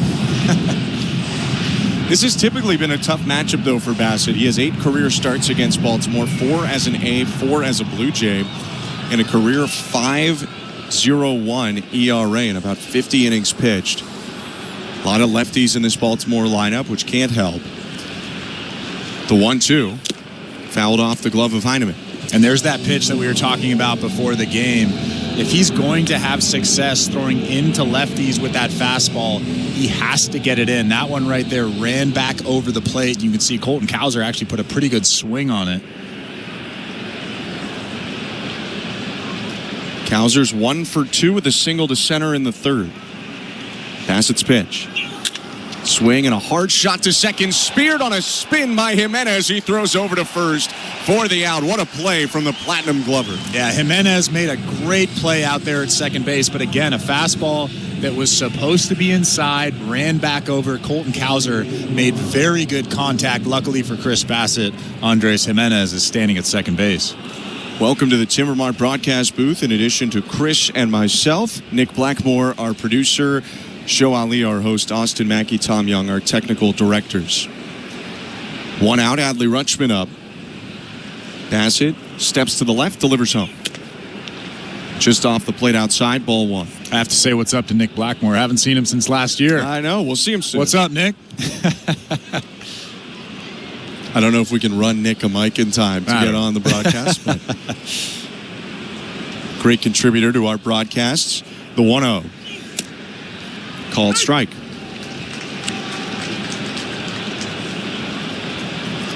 Show Ali, our host today, will host Blue Jays Talk with Julia Kreutz coming up after the game. Julia joining Jays Talk Plus for this season and will be on a lot of the Blue Jays talks as well. 1-1. Broken bat flare right center field. That slices towards center and gets down for a hit. So much spin on that ball. It curved about 5 feet. It was getting down anyway, and Rutschman has a bloop single. Yeah, Chris Bassett shaking his head. He knows that he made a good pitch, but Adley Rutschman was able to just muscle that ball out to center field for the base hit, but he'll have to get a new bat next time. Second bloop hit for the Orioles, but they have been prolific. 8 hits to Toronto's 4, but Baltimore up, Toronto up 2-1, 1 out top of the 5th. First pitch misses upstairs to Ryan O'Hearn, who has 2 of the Baltimore hits, and it's 1-0. O'Hearn with a single and run scored in the first, and then a double in the third. He is now 7 for 13 career against Chris Bassett. The 1-0. Fouled right back. Lost his helmet on the swing, trying to get to the fastball up and in. When we were talking to Pat about the weather in Buffalo, did you not feel like putting your jacket on? I was freezing cold just thinking about playing outside in Buffalo right now. Yeah, it's a tough spot, and they get through it, but it's not ideal conditions. 1-1, swing and a miss, 1-2. I just remember the wind whipping through, and I never played in March in Buffalo. I played mid-April on, and that wind would just whip through. I think it was Coca-Cola Stadium last time I was there, but get the breeze off the lake. Yeah. Great in the summer, though. 1-2 to O'Hearn. Just upstairs, ball 2.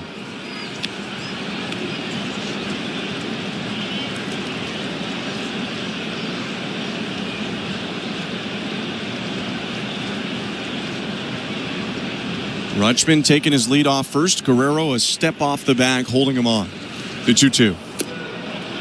Just a little bit low, went up and then went down. Couldn't get O'Hearn to chase either. 3 balls, 2 strikes. Good job from O'Hearn not swinging at either one of those pitches. A good split finger, looked like a strike, and then dove out of the strike zone. I wouldn't be surprised if he throws another one here. O'Hearn wants a second to think. He asks for time, bounces the bat off of his right foot. Bright orange cleats for Ryan O'Hearn. Adidas 3 white stripes on him. Steps back in, points the bat out toward right center, and then brings it around to his left shoulder. He's staring at Bassett, who's into the set. Runner on first, 1 out. The 3-2. Rutschman takes off, pitch fouled back, and it'll land just to our left. I think that hit the front of the booth where the Orioles radio broadcast is, just to our left. Fell down somewhere, still 3-2.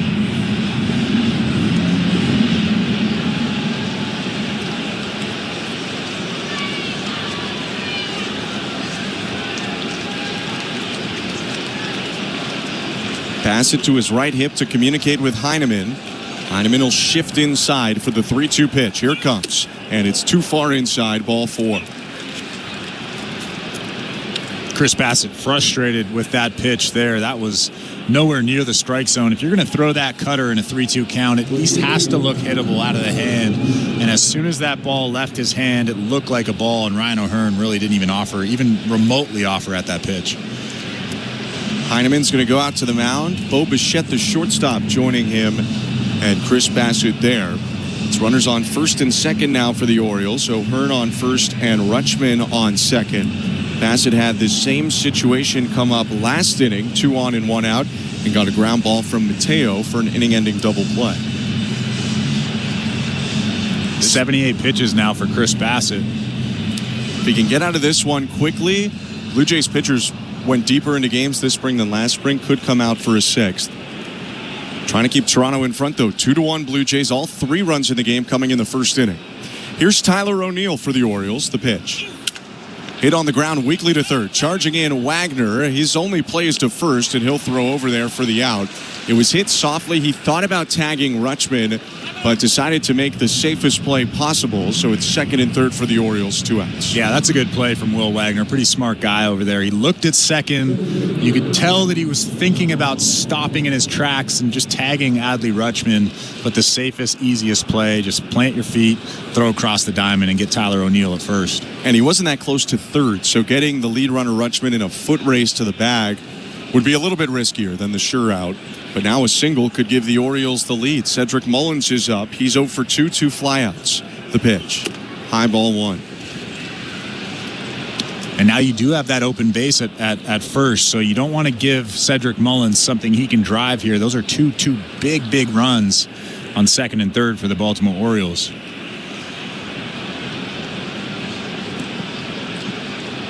Bassett kicks and fires. Breaking ball is smoked foul down the right field line. Home run distance as it lands in the second deck of foul seats. It's 1-1. You don't want to throw that pitch again. That was a good thought, a good pitch selection, but the location really wasn't there. A bit of a hanging breaking ball, 70 miles an hour from Chris Bassett. Get that thing down if you're going to do another one. Landed right in the happy zone for a lot of left-handed hitters. That bottom and inner corner of the strike zone rather than out of the zone.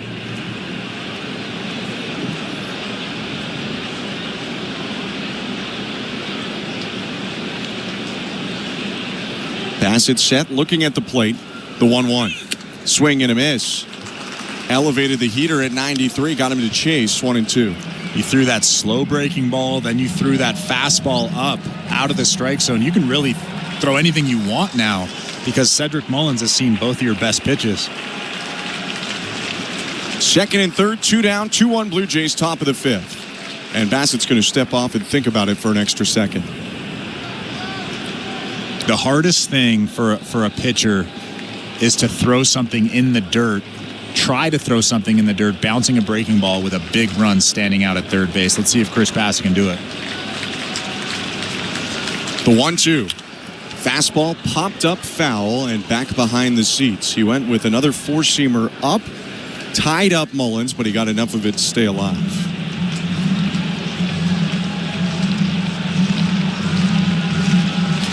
Infield, straight up and back. Outfield playing to the opposite field against the left-handed hitter Cedric Mullins. Miles Straw shaded to left center. The 1-2. Just inside. 2 balls, 2 strikes. That's the pitch right there. 93, a good amount of sink to it. And if you're going to go in, you get it in. And that was a good one right there.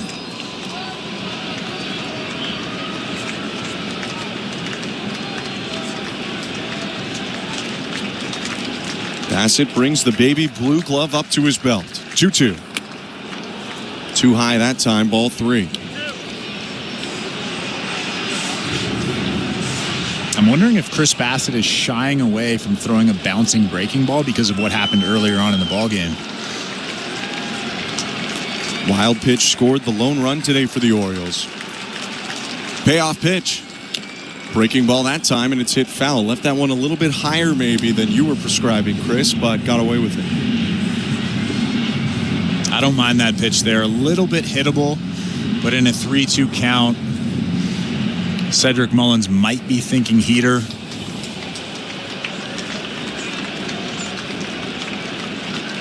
Just seeing the start of some movement in the left field bullpen for the Blue Jays. Chris Bassett now approaching 90 pitches. So this inning might be his last.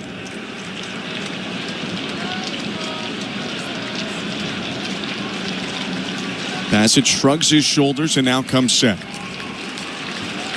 Pitch 87 for the right-hander. Swing and a bouncer that's going to veer foul, first base side. Still 3-2. That's the pitch that I would go with if I'm Chris Bassett. In a 3-2 count, you want something that looks like a fastball. That split finger was pretty good location to start it down the middle and kind of drop to the bottom of the strike zone. But I always say when you're behind in the count, when you're in a fastball count, a changeup or a split finger that looks like a fastball is the best pitch to throw. We'll see if he doubles up after that one. Bassett set again. And another 3-2. Swing and a miss, strike 3. Got him to offer at the high heat. 6 strikeouts for Bassett in 5 innings of 1-run ball. 2-1 Blue Jays, middle of the 5th. Streaming at sportsnet.ca and the Sportsnet Radio Network. You're listening to Blue Jays Baseball, brought to you by your local family-owned Crown Rush Control Center. I'm Katie Nolan, and I have a new podcast called Casuals. It's a podcast for people who like sports a normal amount. Casuals is a twice-a-week hang with me and my friends from across comedy, sports, and entertainment, where we talk about all the funny, weird, interesting stuff happening in and around the world of sports. So whether you're a diehard fan or just vaguely sports curious, Casuals is the podcast for you. You can find Casuals on the SiriusXM app, Pandora, or wherever you get your podcasts. And don't forget to follow the show so you never miss an episode. Give it a try. What's the worst that could happen? The NASCAR Cup Series is on SiriusXM. We're back on the track Sunday, 2 p.m. Eastern. From Martinsville Speedway. It's the Cookout 400. Martinsville, anything could happen. On SiriusXM NASCAR Radio Channel 90. In the car and on the SiriusXM app. Great work, guys! Get closer to everything that moves you wherever you are with the SiriusXM app. Let's make some smoke and drink some beer! Yeah! While you're listening to this game on SiriusXM, we're talking about the latest odds and prop bets for this and every game on Sports Grid Radio. The under's minus 125. Heavy juice to the under. Every home run hit and every strikeout thrown can change the line. I can't for the life of me figure out how you can favor a team that never wins, ever. If you're looking for sports talk centered around the latest odds and prop bets for games, races, tournaments, or any sporting event, Sports Grid Radio, SiriusXM, Channel 159. 24/7, 365 coverage of all things NASCAR. All things NASCAR happens exclusively on SiriusXM NASCAR Radio, Channel 90. Welcome back to downtown Toronto, bottom of the 5th inning, and we have a bit of a situation in the middle of the field. Just to the right of the mound, there's a crowd right now. Tomoyuki Sugano has the translator, trainer, pitching coach Drew French, and manager Brandon Hyde out there alongside the home plate umpire Ryan Wills. And before throwing a warm-up pitch this inning, it looks like Sugano has some sort of injury concern. He's pointing to his right hand, although he's still gripping a baseball. And this obviously concerning for the Orioles if he can't go. But weird that he hasn't thrown a pitch yet, and he's going to walk off the field. So it's going to be a new pitcher for the Orioles before this inning even gets started. With that, we're going to go over to the studio. The Orioles have to get a pitcher up and warming after no one was even throwing. So to talk to you about scores around baseball and perhaps play some audio as well, here's today's host, Show Ali. Thank you very much, Ben. Welcome back to Baseball Control. Show Ali with you at our downtown Toronto studios. This pitching change brought to you by Home Hardware. Cover all your project bases with the Bring Beauty Tone Home Sale. Let's do a quick check of the out-of-town scoreboard. Why don't we start in Major League Baseball? Lots of games going on right now across the major leagues. Red Sox at Rangers, continuing that series in Arlington. The bases are loaded for the Rangers in the bottom of the 2nd inning, but zeros right now. No outs, so we'll see if the Rangers can scratch a couple of runs across the plate. The Guardians leading the Royals 1-0. The Angels and White Sox tied at 2. Rockies and Rays also tied at 2. Top of the 6th inning, runners on the corners with 2 outs for the Rockies. The Chris LaRue Bowl, the Pirates and the Marlins. Pirates in Miami to take on the Marlins. Pirates leading 2-1 right now, top of the 6th inning. The Yankees still facing the Brewers at home in the Bronx. Yankees leading 5-3. That game going to the bottom of the 5th inning right now. Aaron Judge hitting another home run in that game. After he hit his first home run of the game early in this one, his OPS up to 2.362. So there you go. Great season for the reigning American League MVP. Over in the NHL, let's check some scores in hockey. 8 games on the calendar today, including one going on right now. Habs at Panthers. Habs trying to make the playoffs. The Panthers trying to keep pace with the Leafs atop the Atlantic Division. Right now, the third period just started. It's 2-2 in the third period. Reinhardt and Laine getting some goals in that one, but we'll see who wins this one. Elsewhere, the Sabres and Capitals, that game just about to start in mere moments, really. You can watch that game on Sportsnet 360. And elsewhere, Canucks at Jets, also about to drop the puck. Also 3 Eastern, 12 Pacific. You can watch that game on Sportsnet Pacific. You can listen to it on Sportsnet 650 in Vancouver. They'll also have post-game coverage once the final horn sounds in Winnipeg.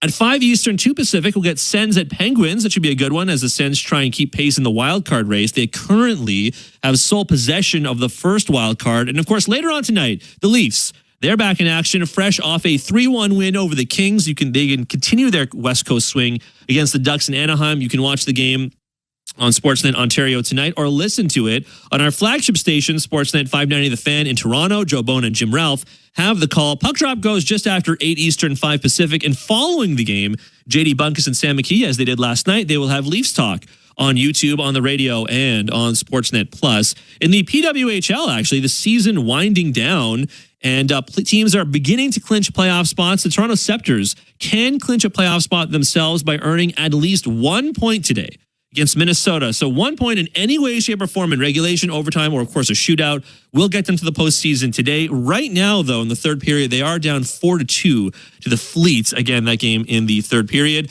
Over in the NBA, the regular season also coming to a close in the next few weeks. The Raptors thumping the Hornets 108-97 at Scotiabank Arena. Jakob Poeltl led the way the other night with a 24-point double-double. Emmanuel quickly had 19 points as well.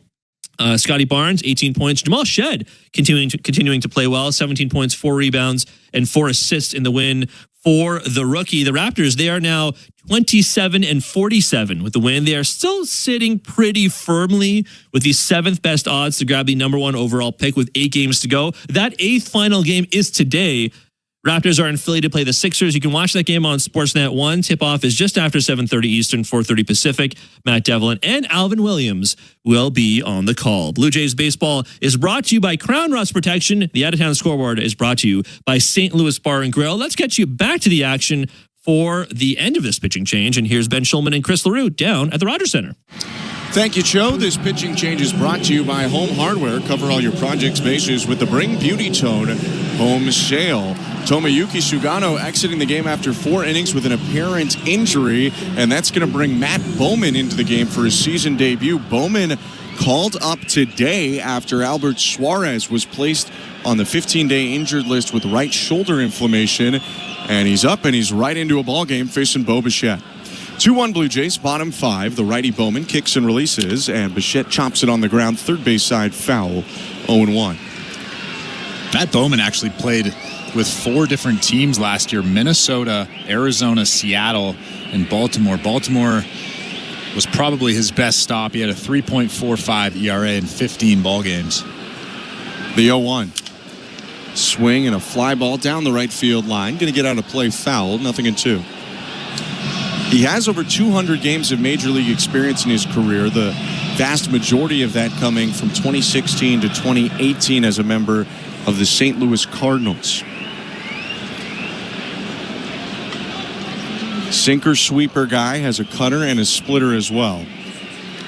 Next pitch. Bichette takes up and in. 1 ball, 2 strikes.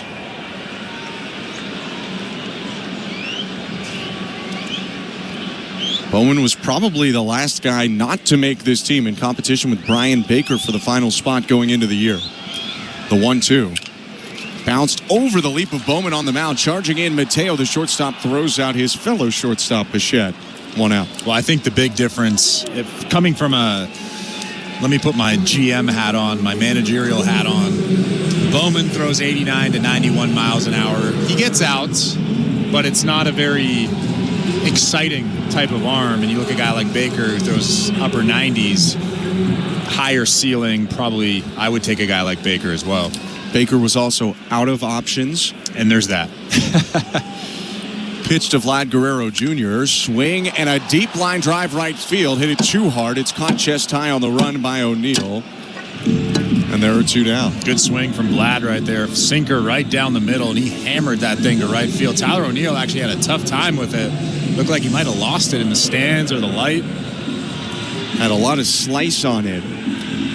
But he gets the out, and if you heard that banging just a couple seconds ago, the donut was stuck on the bat for Anthony Santander, but he's got it off. And now he's at the plate batting left with 2 outs. Santander 0 for 1, a sharp line out and a walk. The pitch. Called strike. So Sugano's day ends after 4 innings of 4-hit, 2-run ball, 2 walks, and a strikeout. Allowed a couple runs in the first and then really settled in for 3 nice scoreless innings. The 0-1. Hit back foul, 0-2. Yeah, Sugano was as advertised.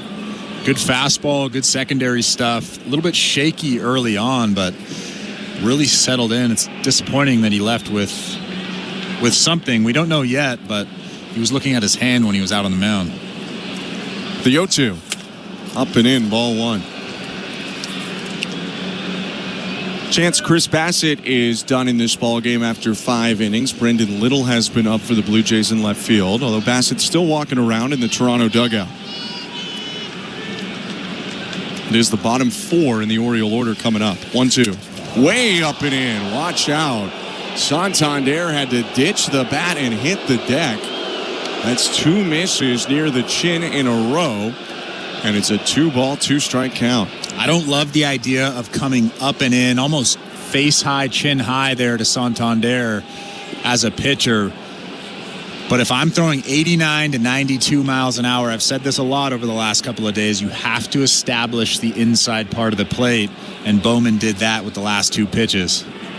You just want to throw it a little bit lower, right? Potentially. The 2-2. Swing and a miss, strike 3. Gets him on the sweeper, a 1-2-3 inning for Matt Bowman, and that sends us to the 6th. Close ball game. Blue Jays 2, Orioles 1. You're listening to Blue Jays Baseball, brought to you by your local family-owned Crown Rust Control Center, streaming at sportsnet.ca and the Sportsnet Radio Network. Timber Mart always has plans to help you with your plans. Your home, your cottage, your garage, whatever needs your attention first, check the most visited spot on our website for ready-to-order plans to get the job done with Canada's Building Center. Visit timbermart.ca. Spring is here. We are all happy to see winter in our rearview mirror. But did you know that spring is a red zone for rust? The combination of leftover winter road salt, increased precipitation, and warmer weather are a perfect recipe for corrosion. Protect your vehicle from rust today by visiting your local Crown Rust Protection Center or book your appointment today at crown.com. For a special spring rust protection offer, visit your local Crown Rust Protection Center. Timber Mart is Canada's building center. Your home team advantage with the right materials and the right price. Project know-how that's brought together a wealth of plans and solid advice. Trust your team at your locally owned Timber Mart. Find your location at timbermart.ca. Sportsnet Plus is the streaming home of the Blue Jays. Oh, what a catch! Stream over 150 Blue Jays games all season long. You won't see this anywhere else. Including pre- and post-game coverage with Jamie and Joe on Blue Jays Central. One of the best in the game right here. Watch all the Blue Jays action wherever you are, at home or on the go. Don't you love baseball? Plans start from $24.99 a month. We are good to go. Subscribe at sportsnetplus.ca. This is Toronto Blue Jays baseball. Called strike 3, change up at the knees, and there's nothing you can do about that pitch. On Sportsnet 590 The Fan and the Sportsnet Radio Network. How about one more inning for Chris Bassett? He comes out for the 6th in a 2-1 ball game that Toronto leads at Rogers Center. I'm Ben Schulman alongside Chris LaRue. 4th game of this series, Blue Jays trying to earn a split. And Bassett deals to Ryan Mountcastle. First pitch hit foul off the handle, 0-1. And keep in mind, Chris Bassett just threw his 89th pitch of the ball game. I would imagine he won't go any higher than 95, maybe 100. He did throw 92 in his last spring outing. Brendan Little is up and ready, and the on-deck hitter is lefty swinger Jackson Holliday. 0-1. Broken bat grounder to shortstop. Routine for Bichette. Picks it up, pumps, throws to first. Mountcastle is down, first out. Doesn't look like John Schneider is making a move here. He hasn't really left his perch over there in that dugout, but it was almost as if Jackson Holliday coming up to the plate, Chris Bassett, or John Schneider's going to let Chris Bassett keep going until he has a guy on base. And you'd love to save Little for the top of the order where there's left switch left for the Orioles. Number 7 hitter Holliday faces the first pitch from Bassett, takes it outside, ball 1. That fastball from Chris Bassett is moving all over the place today.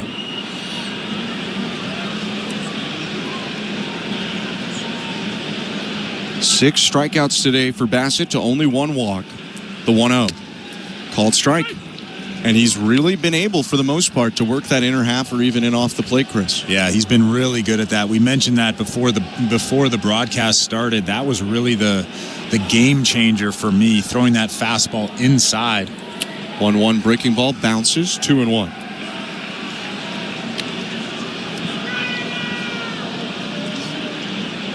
And the split's been pretty good, too. Yeah, it has.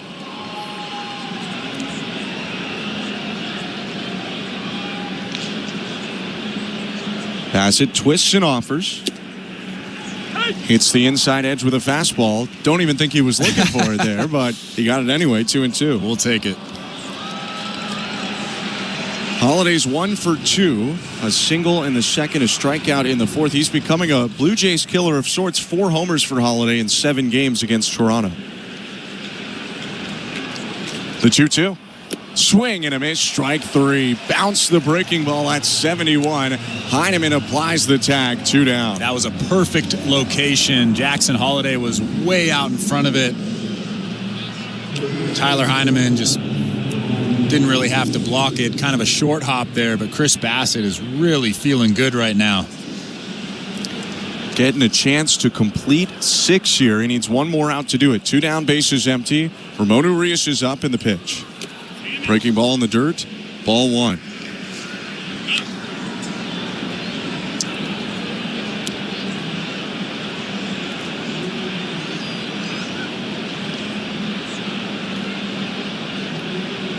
Bassett with a breath into the wind and his pitch. Breaking ball down again. Check swing. Appeal to first. No swing, says Lance Barksdale. 2-0. We saw Kevin Gausman throw 97 pitches in 6 innings of 2-run ball a couple days ago. Bassett into the set, and here's his 98th pitch of the day. It's a fastball hit weakly on the ground. No, it hit off the foot of Urias, and that's why it was rolling so softly towards short. So it'll be 2-1 on the foul ball. It's always interesting when Chris Bassett is on the mound to see Pete Walker and John Schneider kind of talking to each other, trying to figure out when is the best time to take him out. Because Chris Bassett doesn't want to come out of this ball game. John Schneider, Pete Walker, should we take him out? Should we take him out? He might take my head off. I don't know. The 2-1. Breaking ball for a strike, and it's 2-2. How about 69 miles an hour, the slowest pitch he's thrown all day?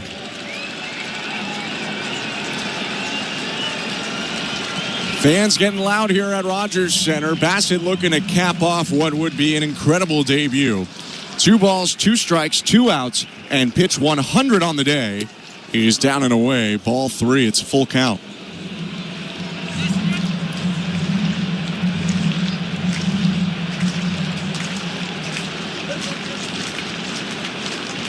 Two-1 Blue Jays, top of the 6th. The payoff pitch. Fastball just high. Ball 4. Bassett with a bit of a wry smile. I think he knows that pitch was a little high, but he nearly got it to the exact spot he wanted. Yeah, John Schneider's actually standing at the top of the step. Hasn't made a move yet, but that might have been Chris Bassett's last batter. I think this will be. Yeah. You got a right-on-right matchup with Mateo. You got the lefty Little loose in case Colton Cowser comes up next, a left-handed hitter. First pitch to Mateo is hit off the handle. A weak fly ball, shallow right field, slicing toward foul territory. That's down. Foul. 0-1. 102 pitches. If you told me before the game that Chris Bassett is going to throw over 102 pitches, I would have told you you're crazy. This is what they're doing, though. I will say in spring, they got guys deeper into games than they did before, understanding the difficult schedule to start the year and how important some of these divisional games are, especially to start the year. They wanted that rotation, the centerpiece of the team, to be ready to go. The 0-1. Swing and a miss. 0-2.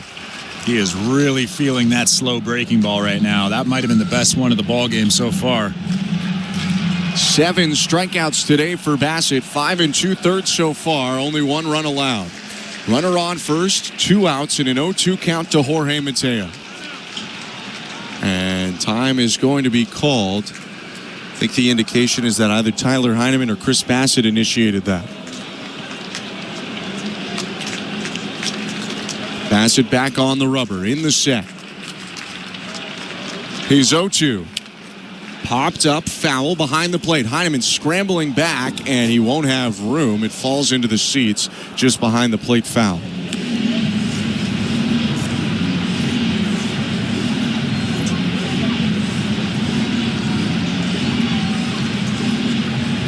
Heineman's good friend and fellow rotation mate Max Scherzer watching on from the Blue Jay dugout. Scherzer set to go back south of the border and see a hand specialist tomorrow.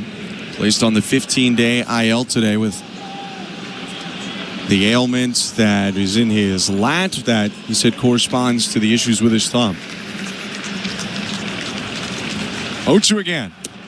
Down and away. Heineman loved the spot there, pumped the glove out to Bassett, but Mateo did a good job holding back. It's 1-2. I like that spot too. You're in an 0-2 count. You don't want to throw anything in the strike zone. The 1-2 pitch. Swing and a fly ball right center field. Straw converging with Springer. Springer makes the call and the catch to end what has been a great season debut for Chris Bassett. 6 innings of 1-run balls, 7 punch-outs, and he gets the Blue Jays to the middle of the 6th with a 2-1 lead. You're listening to Blue Jays Baseball, brought to you by your local family-owned Crown Rush Control Center, streaming at sportsnet.ca and the Sportsnet Radio Network. Baseball is back, and you can hear every MLB game on SiriusXM. He swings, it's a drive to left. Hear your hometown announcers on the SiriusXM app. 11 strikeouts for Skeens. And talk baseball every day with our team of former players and executives on MLB Network Radio, Channel 89. I couldn't even sleep last night. I was so excited. I got up with goosebumps. Get closer to the action on SiriusXM and the SiriusXM app. The NASCAR Cup Series is on SiriusXM. We're back on the track Sunday, 2 p.m. Eastern. It's the Goodyear 400 from Darlington Raceway on SiriusXM NASCAR Radio Channel 90 in the car and on the SiriusXM app. For up-to-date betting lines, fantasy plays, and the latest NASCAR news, catch the pre-race show before every Cup Series race. Plus, 2 hours of post-race coverage on SiriusXM NASCAR Radio Channel 90. While you're listening to this game on SiriusXM, we're talking about the latest odds and prop bets for this and every game on Sports Grid Radio. The under's minus 125. Heavy juice to the under. Every home run hit and every strikeout thrown can change the line. I can't for the life of me figure out how you can favor a team that never wins, ever. If you're looking for sports talk centered around the latest odds and prop bets for games, races, tournaments, or any sporting event, Sports Grid Radio, SiriusXM, Channel 159. In season or out of season, the #1 place for college sports is SiriusXM College Sports Radio, Channel 84. Sportsnet Radio Network. Home half of the 6th inning at Rogers Center. Blue Jays leading 2-1 as Matt Bowman takes over for a second inning of work for the Orioles. Andres Jimenez trying to drag a bunt, bunts it back to the mound. Bowman underhand flip with some pace on it to get Jimenez for the first out. That was actually a really good thought from Andres Jimenez. Jackson Holliday, the second baseman, was playing way back, and Matt Bowman actually falls off to the third base side of the rubber when he finishes. So Andres Jimenez wanted to try to drag that ball with him, didn't quite get it enough. It just kind of got it to the first base side of the mound rather than in between the mound and first base. George Springer up the pitch. Fastball in there, strike one. Springer's 1 for 2 today. He drove in both of the Blue Jay runs and would have drove in more if not for a leaping catch in the third inning by Ryan Mountcastle at first. 0-1 pitch bounces away from Rutschman. 1 ball, 1 strike. Welcome to the Timber Mart broadcast booth. I'm Ben Schulman alongside Chris LaRue. We can see on the Sportsnet television broadcast Davis Schneider getting some batting gloves ready. Maybe if they go to a lefty with the next pocket of the Blue Jays lineup up, 1-1 is outside, 2-1. Maybe John Schneider pulls some strings, taking some of the lefty hitters out that are coming up and inserting Schneider instead. You know what I'm most excited about? What? Well, Brendan Little's warming up, but I was about to say Chad Green. 2-1 pitch up and in. No, pardon me. Called a strike, 2-2. Chad Green, Jimmy Garcia, Jeff Hoffman. So that's what I'm most excited about. Brendan Little is going to come in next, it looks like. I'm very excited for that, too. Jimmy pitched back-to-back days, so likely he's down today. Don't often go 3 in a row this early. 2-2. Hit on the ground, softly to the right side. Long run for Holiday, the second baseman, but the throw in time to beat Springer. 2 outs.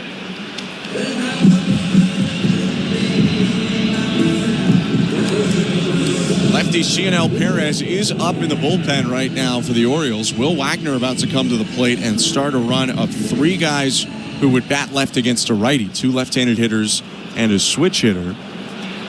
But Brandon Hyde's sticking right now with Bowman, the righty, against the lefty swinger Will Wagner. First pitch. Called strike.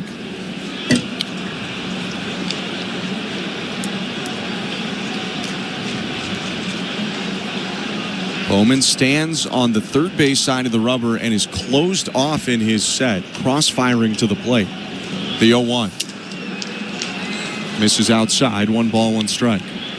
Bowman's not really overpowering. That last fastball was 89. Sorry, that was a cutter, 89 miles an hour, but he really is funky, like you said, way on the third base side of the rubber. The 1-1.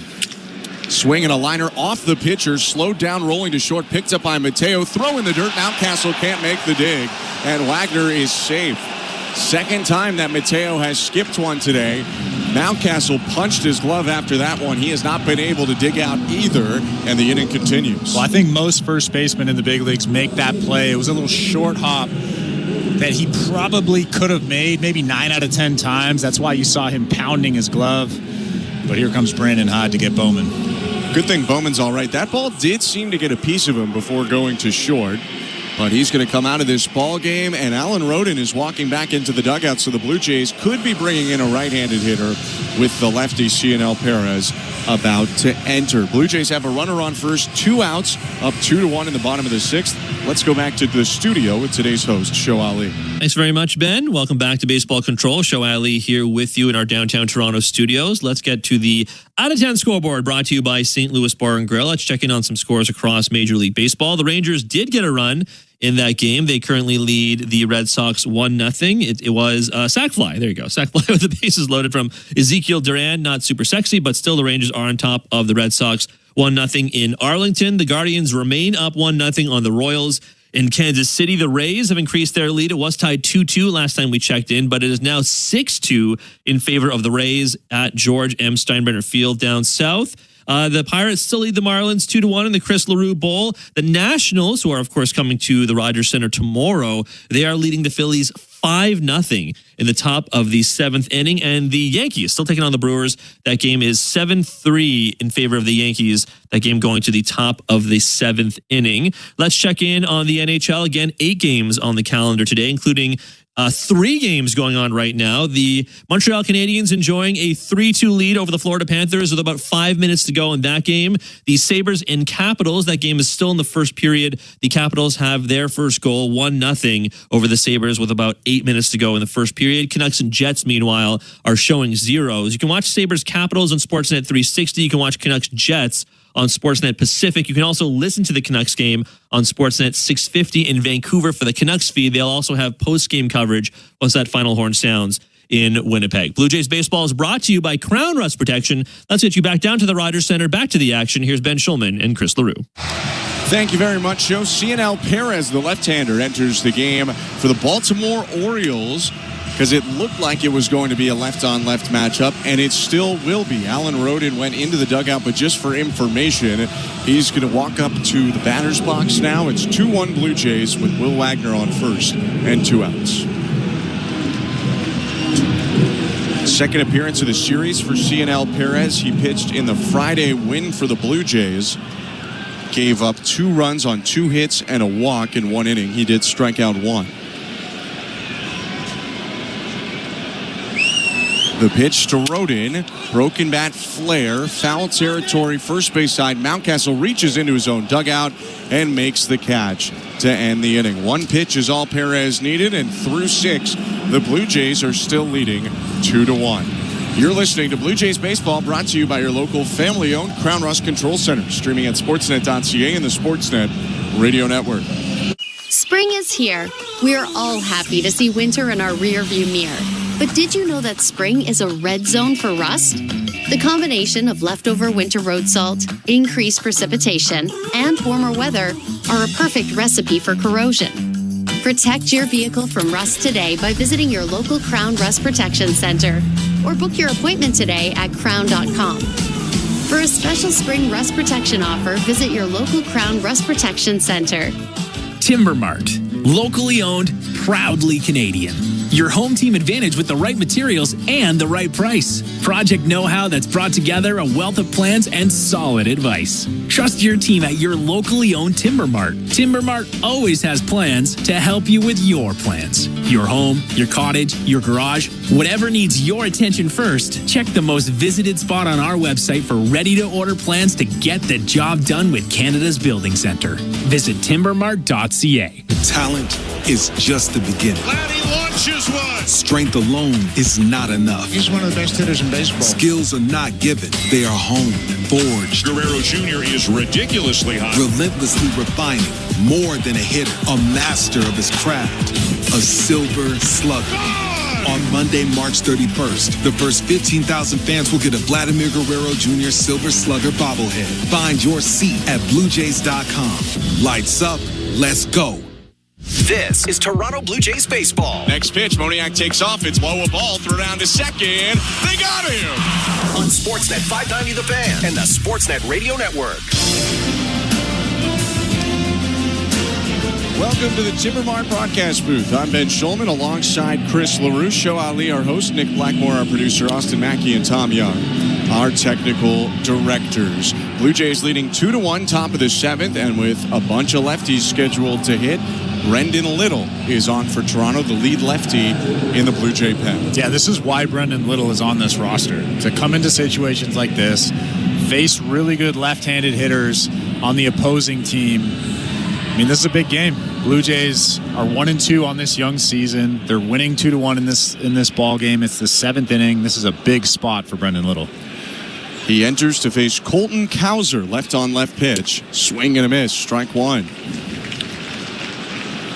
The mix for Brendan Little is a sinker, a knuckle curve, and a cutter.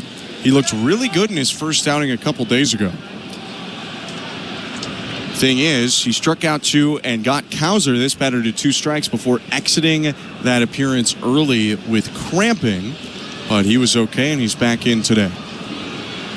The 0-1, bunt shown, and it's bunted through by Cowser. I believe he tipped it into the glove of Tyler Heineman, 0-2. It's so hard to bunt a moving fastball, and as we've talked about at length, Brendan Little's fastball is one of the few hard mid-90s fastballs in the big leagues that has really good downward action to it. The 0-2. Swing and a sharp grounder to first. Backhanded Guerrero flips back to Little. Close race, and it's in time. Vladdy was backed up. Little was in a foot race, nearly even with Cowser. The call on the field is out, but it looks like the Orioles want to challenge. Certainly Cowser thinks that one should be challenged. I have to tell you, from up here, it looked like Cowser might have got that hand in there before Brendan Little. I don't know on the replay. Yeah, it looks like a tie, and as we've seen before, that call on the field is out, so they're probably not going to overturn this. It's a tough one. Cowser dove in head first to extend for it. the call on the field was out. I mean, I can't tell you I know for sure, but there was one angle I saw where it looked like the foot came down in time, and it could be a lesson to those base running at home. Diving into first is not necessarily faster than running through first base, and that potentially could have cost Cowser there, even though he gets the reach on the dive. He was really adamant, almost sure that he was safe when Lance Barksdale made that call. Now that he's staring up at the Jumbotron, seeing the replay, I don't think he's so sure. He's in conversation with Vlad Guerrero Jr., hasn't left first base yet. Umpires are still waiting to hear from the replay review center. And now we get a ruling. The call on the field stands. The runner is out. Baltimore will lose their challenge. Unless it's clear and obvious, 9 times out of 10, that's what you're going to get. Call on the field stands, a big first out for the Blue Jays. Brandon Hyde actually jumped out of the dugout. He was pretty sure that he was safe at first base as well. One thing you can't do is argue replay reviewed calls, too, or else you'll get a swift ejection. But it was close. I mean, like you said, from up here, I would have bet safe over out. Right. Adley Rutschman turning around to bat right for the first time in this game. Switch hitter takes inside, ball 1. Right-handed hitters batted 273 against Little last year as opposed to the lefties who hit 202, and 6 of the 7 home runs Little allowed came from right-handed bats. The 1-0. Called strike. Those splits are interesting because his sinker is so good to righties that you would think that the average would be a little bit lower against right-handed hitters. The 1-1. Rutschman hits a ground ball to first. Little going over again. Vladdy says, I'll take it myself this time. And gets over to the base. 2 down. Also interesting, Yariel Rodriguez is warming up in that bullpen right now. Yeah, I saw that come up, and there's a chance that they bring Yariel in. He was set up man in Japan. You also have to think about the next game being Friday, where the Blue Jays would look to fill that Max Scherzer spot. Yariel could just be getting some work in right now, and it happens to be in the pen. We'll have to wait and see.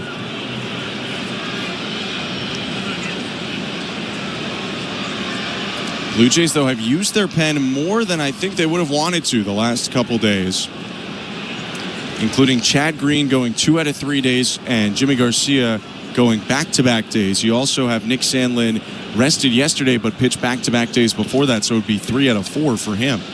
The pitch to Ramon Laureano, a pinch hitter, and he swings and misses. Strike 1. Laureano into the DH spot for Ryan O'Hearn. He had a nice bounce-back season last year after being let go by Cleveland. Found something once again with the Atlanta Braves.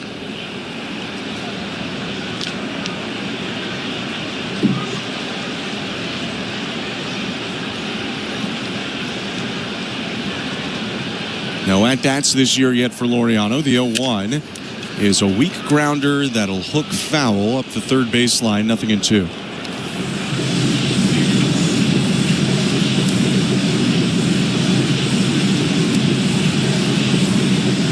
Laureano had some big seasons early in his career for the Oakland Athletics, and then last year in his 67 games with the Braves hit .296 with an .832 OPS, 10 home runs. The 0-2. Swing and a liner caught at the mound by Little. Takes one away from Laureano to end the inning. Pretty smooth from the southpaw. A 1-2-3 top of the 7th, and the Blue Jays lead 2-1 at the stretch. Streaming at sportsnet.ca and the Sportsnet Radio Network. You're listening to Blue Jays Baseball, brought to you by your local family-owned Crown Rust Control Center. Talent is just the beginning. Vladdy launches one. Strength alone is not enough. He's one of the best hitters in baseball. Skills are not given. They are honed and forged. Guerrero Jr. is ridiculously hot. Relentlessly refining. More than a hitter, a master of his craft. A silver slugger. On Monday, March 31st, the first 15,000 fans will get a Vladimir Guerrero Jr. Silver Slugger bobblehead. Find your seat at bluejays.com. Lights up, let's go. Drywall, an essential part of many, many projects. It's important to get it right and start with quality materials. Essentials you'll always find competitively priced at Timber Mart, like CGC, a recognized giant in the drywall industry for over 100 years and leading Canadian manufacturer of gypsum drywall. Well established and reputable, building pros and contractors know CGC, and you get exactly what the best builders trust. That's as sexy as drywall gets. Timber Mart, Canada's building center. Rogers Xfinity Internet is ready for everything, so you can search and stream and shop and study and share and play and post and work and watch and game and work out and download and... Wow, that's a lot. And now you can save a lot, too, at the Rogers Spring Event. Visit in-store or Rogers.com and save on Canada's most reliable internet. Get Rogers Xfinity Internet and be ready to do more everything. But you got no confidence like me. Hi, this is Will Wagner, and you're listening to Toronto Blue Jays Baseball on the Sportsnet Radio Network.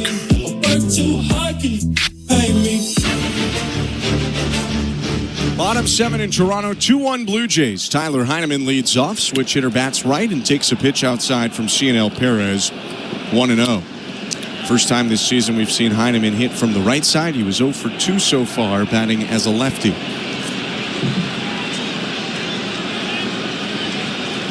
Perez kicks and fires. And Heineman crushes it deep to left field. Cowser going back. It's out of here.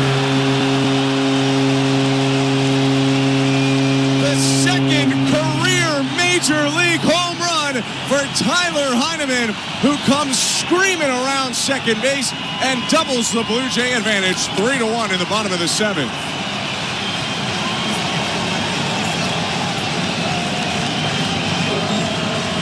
How do you like your new backup catcher? That is one of the hardest hit balls of Tyler Heineman's 113-game Major League career. He was 1 for 12 in 2024, and he took that hanging slider from Perez and absolutely hammered it. Miles Straw hits a grounder up the middle, fielded by Holiday at second, throw to first, 1 out. Tyler Heineman hit his first Major League home run in a 5-game stint with the Miami Marlins in 2019. He had not homered since, but he remembered how to bat flip as he tossed that piece of wood away on what was a no-doubt blast. Was that the best bat flip? It's a good 2025. It's a good one. And now Drew French is going to go out to the mound and talk to his pitcher, CNL Perez, probably buy some time as well for Sir Anthony Dominguez warming up in the pen. Tyler Heineman was rounding second base, pumping his fists, screaming at himself, clapping. You think he's going to sleep tonight? I don't know. I think he's going to be up for a week until his next start. The whole dugout flew up onto the front rail when they saw that ball get hit 386 feet out to left field. And isn't baseball fun? You see something you're not expecting every day, and today it was the second career home run for Tyler Heineman. Brandon Hyde doesn't look good in that Orioles dugout, I'll tell you that much. Well, he's probably thinking, okay, you leave Perez in, it's the backup catcher, you turn him around to hit right, and you can bridge the gap, not use another reliever. You don't expect that to happen. And now instead of a 1-run game, it's a 2-run game. 3-1 Blue Jays, bottom of the 7th. With 1 out, the pitch to Bichette. Inside, ball 1. That was an absolute rocket off the bat. In a sec, we'll take a look at the St. Louis Bar and Grill out-of-town scoreboard. Next pitch, and Bichette hits it foul, 1-1. Couple ALE scores to keep an eye on. The Yankees have opened up an 8-3 lead on the Brewers, and more scoring from both sides in the affair between the Rays and Rockies. It's 6-4 for Tampa Bay in the top of the 7th. The 1-1. Swinging a hot shot grounder to second, past the slide of Holiday into right field. First base hit of the day for Bo Bichette, his 7th of the season in game number 4. Well, Bo Bichette did a good job going the other way like he usually does, but that's a play that a second baseman has to make. Jackson Holiday got to that baseball and struggled with it just a little bit. They're going to give that a base hit for sure, but that's a play that should be made. That's going to be the play that ends it appears, for CNL Perez. Brendan Hyde takes the ball from his hand. The Blue Jays have a run this inning and a runner on first with one out, up 3-1. Vlad Guerrero Jr. is going to hit next. Before that, though, let's send it back to the studio with today's host, Show Ali. Thank you very much, Ben. Welcome back to Baseball Control. Show Ali with you at our downtown Toronto studios. Quick check of the out-of-town scoreboard brought to you by St. Louis Bar and Grill. Over in the NHL, 8 games on the calendar today, including a final now. The Habs beating the Panthers 4-2. So the Habs taking possession of the second wildcard spot with that win, at least for now. They have 77 points. They are on points tied with the Rangers, but on games played, I believe the Habs slip into that second spot. Elsewhere, the Sabres and Capitals are all knotted up at 1. You can watch that game on Sportsnet 360. Canucks at Jets. The Canucks currently enjoying a 1-0 lead. It does look like there's a coach's challenge for the Jets with a minute to go in the first period. So at least for now, the Canucks have a 1-0 lead. You can watch that game on Sportsnet Pacific. You can listen to it on Sportsnet 650 in Vancouver. They will also have post-game coverage once the final horn sounds in Winnipeg. In about an hour and 15 minutes, you'll get Sens at Penguins. The Sens trying to keep pace in the wild card race. They currently have sole possession of the first wild card. And of course, later on tonight, the Leafs, fresh off a 3-1 win over the Kings, they continue their West Coast swing against the Ducks in Anaheim. Watch it on Sportsnet Ontario. Listen to it on Sportsnet 590 The Fan. Blue Jays baseball is brought to you by Crown Rust Protection. Back to the Dome we go at the Rogers Center. Here's Ben Schulman and Chris LaRue. Thank you, Show. This pitching change is brought to you by Home Hardware, covering all your project's bases with the Bring Beauty Tone home sale. Right-hander Brian Baker is entering the ballgame right now for the Orioles. Flamethrower about to make his second appearance of the season in a big matchup. It's 3-1 Blue Jays after the Tyler Heineman blast, and Toronto wants to get a little bit more of a cushion. Bo Bichette's on first. Vlad Guerrero Jr. is coming up to the plate. Yeah, that's a big run standing out at first base. Vladimir Guerrero Jr.'s put a couple of good swings on baseballs today. Let's see if he can run into one.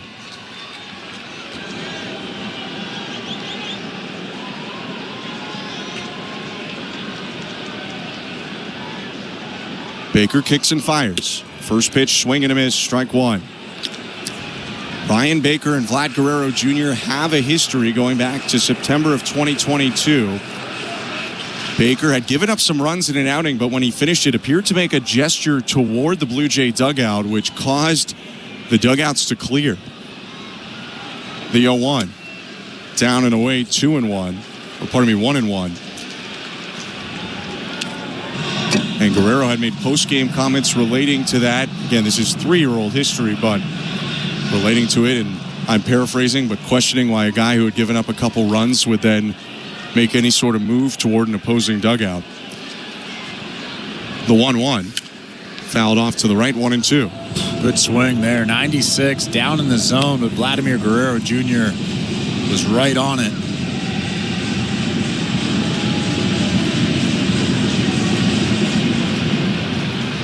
Baker debuted as a Blue Jay in 2018 to start his major league career. Throw over to first and a dive back from Bo Bichette. Pardon me, debuted in 2021. Bichette, one stolen base attempt this year. He was caught stealing. Unlikely to be on the move with Guerrero at the plate. Baker's 1-2. High, 2 balls, 2 strikes.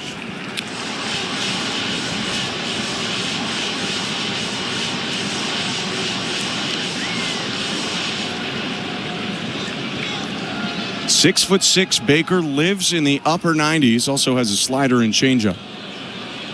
The 2-2. Fastball, got him looking. Strike 3. Guerrero questioning the call, but that did appear to hit the inner half of the zone, and there are 2 outs. Yeah, I think he was just fooled by that pitch. Wasn't expecting a fastball on the inner half of the plate. Vladimir Guerrero Jr. staring back at Ryan Wills, having a quick conversation with him, but he's going to go back, look at the iPad, and quickly realize that caught most of the plate. So 2 outs, 3-1 Blue Jays, bottom of the 7th. Bo Bichette on first. The pitch to Anthony Santander, swing and a miss. The Sportsnet TV broadcast caught Davis Schneider and Tyler Heineman staring at the iPad, probably watching the highlight of that home run. They were chuckling to themselves. I think Heineman watches that 300 more times in the next couple of weeks. His second Major League homer. A 1 pitch, high, 1-1. Well, I think Davis Schneider was probably laughing at and poking fun at the fact that how excited he was rounding second base. Big bat flip, big scream around second. And the bat flip, of course. First Major League homer since 2019. You got to go big. The 1-1. Up and in. 2 balls, 1 strike.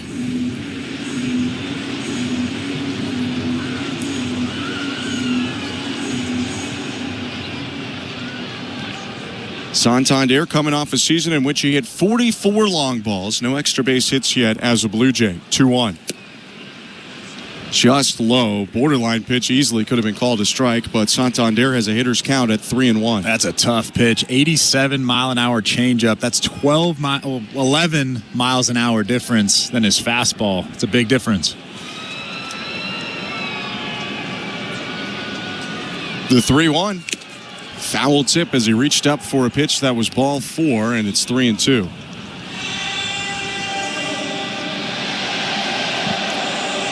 That one maybe above the letters for Santander. He's a guy who swings a lot.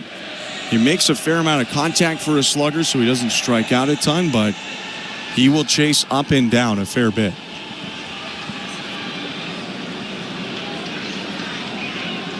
Bichette will be off on the pitch with 2 outs. The 3-2 from Baker. Fouled back.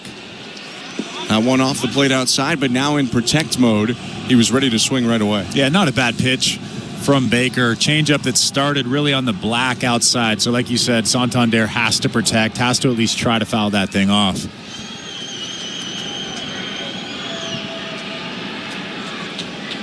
First baseman Mountcastle playing behind Bichette.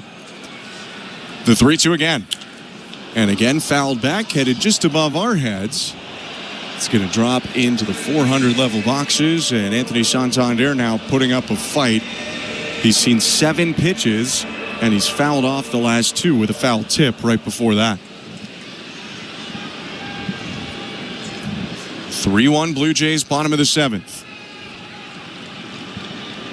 Baker kicks and fires. And Santander rips it foul down the right field line. Still 3-2. He was ready for that pitch. A 4-seam fastball, 97 miles an hour on the black inside. The only thing he could really do with that pitch is foul it off. But I tell you what, he was ready. If that's half a ball more over the plate, he is smoking that ball down the right field line.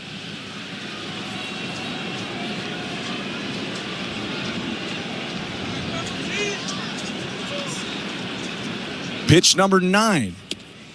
Called strike 3. Looked off the plate outside, but Santander rung up to end the inning. Back-to-back punch-outs for Brian Baker. The Blue Jays get a run, though. The second career Major League homer for Tyler Heineman makes it 3-1 Toronto as we go to the 8th. You're listening to Toronto Blue Jays baseball, brought to you by your local family-owned Crown Rust Control Center, streaming at sportsnet.ca and the Sportsnet Radio Network.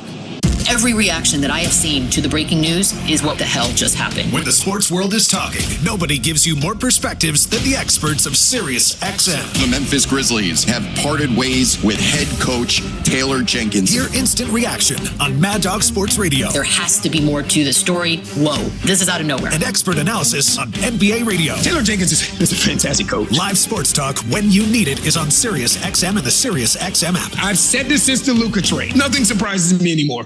Every night after the final out, the Round Trip Roundup brings you the scores, highlights, and analysis from every game across Major League Baseball, all in less than 30 minutes. Swung on and missed strike 3 and a no-hitter. It's the perfect way to get caught up on all the night's biggest home runs and best performances. And a high drive, deep right center. It's the Round Trip Roundup on MLB Network Radio every night on SiriusXM Channel 89 and every morning on the SiriusXM app.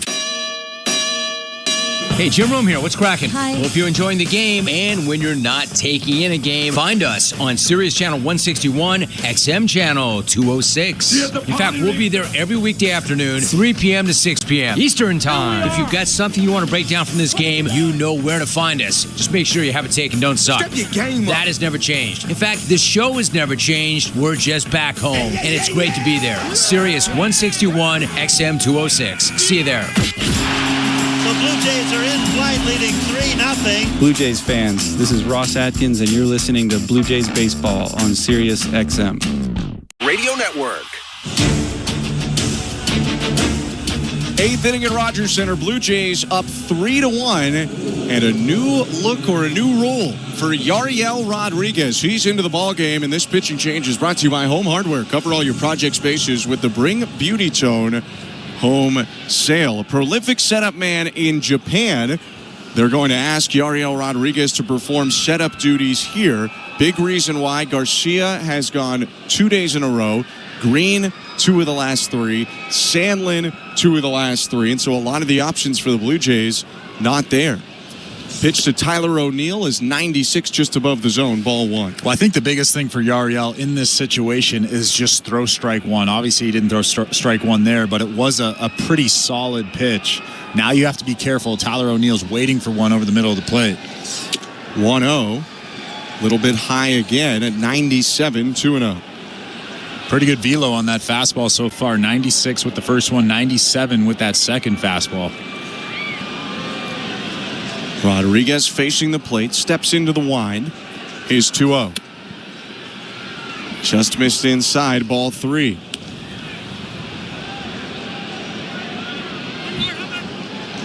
He was the Central League's most valuable setup pitcher in 2022. The 3-0 called strike.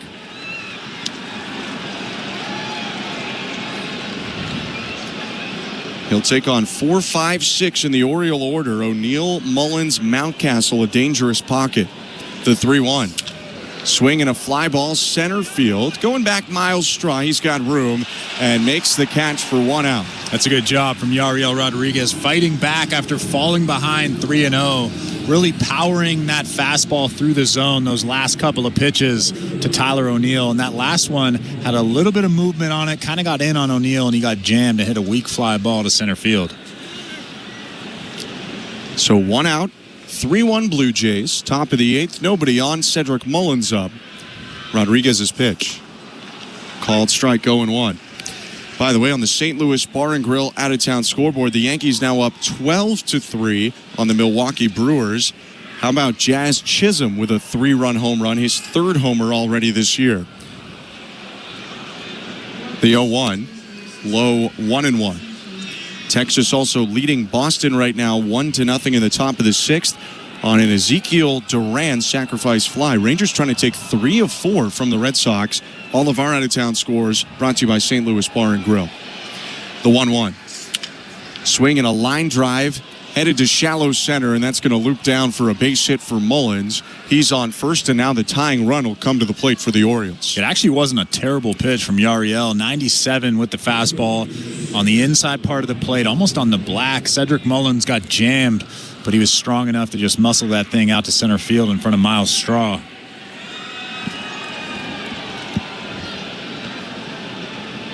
Ninth hit of the day for the Orioles, whose lone run so far came in on a wild pitch in the first. Ryan Mountcastle at the plate. Mullins with a big lead off first. He can certainly run. And the pitch. Swing and a foul back, 0-1. Let's quickly also take a look at the Bet365 standings. At Bet365, you can bet live in-game on game props, totals, and the money line. Download the app and find out why it's never ordinary at Bet365. 19 plus, play responsibly. Ontario only.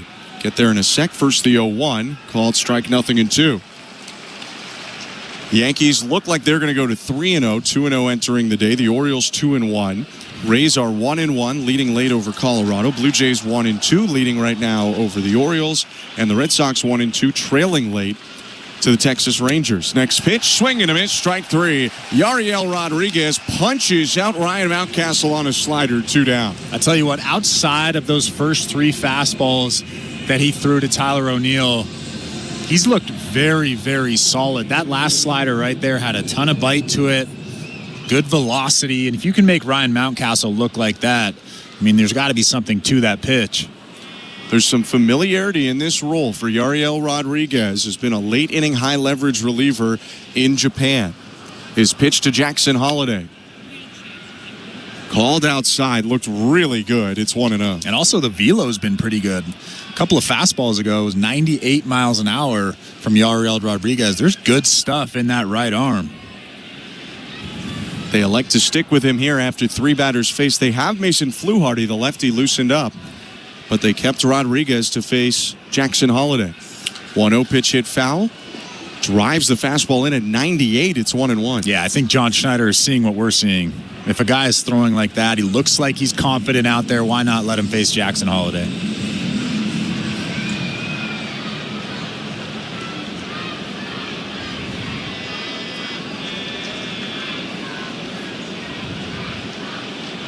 The 1-1. High. Good stop there by Heineman, popping out of the crouch to make sure the ball didn't get away. 2-1.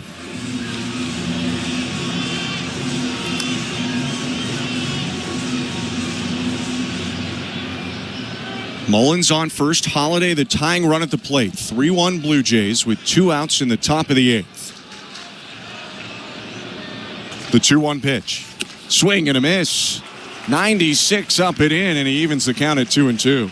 Well, you could tell what Jackson Holliday was trying to do with that swing. A huge swing trying to tie this ball game up.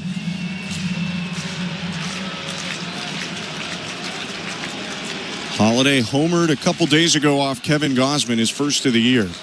2-2. Mullins takes off. Swing and a miss. Strike 3. A pump of the fist and a skip off the mound for Yariel Rodriguez, who delivers in the 8th to keep the Blue Jays on top 3-1. Middle of 8. You're listening to Blue Jays Baseball, brought to you by your local family-owned Crown Rust Control Center, streaming at sportsnet.ca and the Sportsnet Radio Network. Here at Home Hardware's Bring Beauty Tone Home Reno Sale, everyone's saving on everything they need to tackle their reno project. Like bringing their living room into this century with 25% off Canadian-made Beauty Tone Pure Interior and Specialty Paint. Or tackling that bathroom reno with up to $200 off Max Shower Units. That's better. Earn and redeem Scene Plus points during the Bring Beauty Tone Home Reno Sale. On now at Home Hardware and Building Centers. Enter Night Mode. It's a stylish Friday night in the city. Every Friday home game. No doubter. Where we celebrate everything that makes our city one of a kind. Anything to count. Would you always feel like part of the show? On Friday, April 18th, be at the ballpark early and get your Blue Jays City Connect Bomber Jacket giveaway presented by Enercare. The first 50,000 fans will be geared up for spring nights in the city. City Connect Fridays. Night Mode. Lights up. Let's go. For tickets, visit bluejays.com. Rogers Xfinity Internet is ready for everything, so you can search and stream and shop and study and share and play and post and work and watch and game and work out and download and wow, that's a lot. And now you can save a lot too at the Rogers Spring Event. Visit in-store or Rogers.com and save up to $20 a month on a 24-month term on Canada's most reliable internet. Get Rogers Xfinity Internet and be ready to do more everything.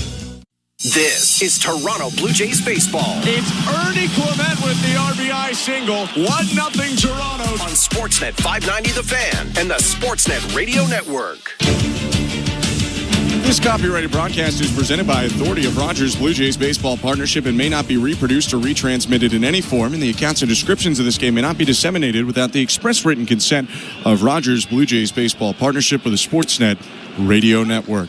Bottom of the 8th, Brian Baker back on the mound for the Orioles, delivers a first pitch strike to Andres Jimenez. It's been a fun one today in downtown Toronto. Close throughout. Blue Jays up 3-1. The 0-1. Hit foul, 0-2. I'm Ben Schulman. To my left is Chris LaRue. Keegan Aiken was up and warming at one point for the Orioles, but decided not to go with him. And in the Blue Jay bullpen, it's Jeff Hoffman warming up, anticipating a chance at his first save for Toronto.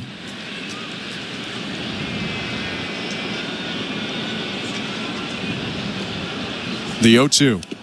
Bounced to the plate, 1 ball, 2 strikes. I'm wondering if Keegan Aiken was going to come into this ball game if the Orioles had maybe scored a run in the last inning. Yeah. Now that they're still down by 2, Brian Baker comes in or stays in the ball game. The Orioles, like the Blue Jays, no off day. They go home tomorrow, take on the Boston Red Sox. 1-2 pitch is hit well center field.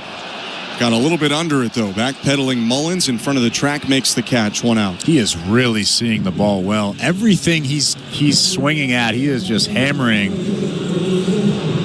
He's been pretty impressive so far this season. He's got 4 hits, says Andres Jimenez. 3 of them are extra base hits, 2 homers and a double. Until Heineman's home run, he was the only Blue Jay to homer so far.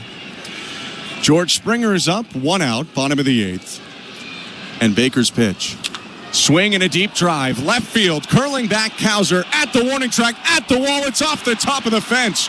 Springer sprinting for second, dives in head first with a 1-out double. First extra base hit of the year for George Springer, who double points into the Blue Jay dugout. Well, talk about seeing the ball well. George Springer had a tough walk yesterday, and that hit right there on a hanging slider from Baker. That's got to feel good. Just missed a homer, hit it about a foot or 2 from the top of that wall. And the Blue Jays would love to add 1 more or maybe even multiple for Jeff Hoffman here. Will Wagner up to the plate. 1 for 3. The pitch. Called strike.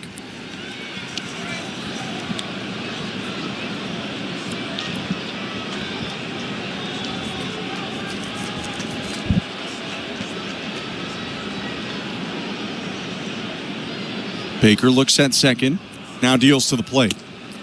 Upstairs, ball 1.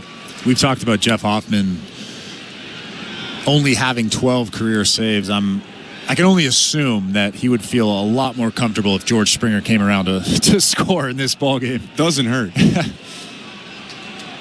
1-1. Fouled off to the left, 1-2. By the way, they went back and they changed the hit originally that they gave Will Wagner to a Jorge Mateo error. So Wagner 0 for 3 today, but 4 for 12 on the season, a .333 average.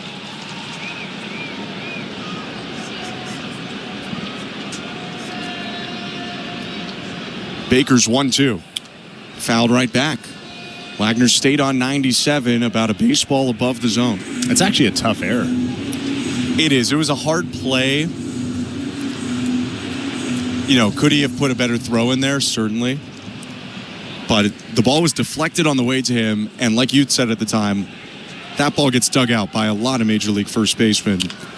1-2 pitch is grounded foul just wide of the bag at first. Still 1-2. The only thing that I think about when I'm judging whether something is a hit or an error on a tough play like that is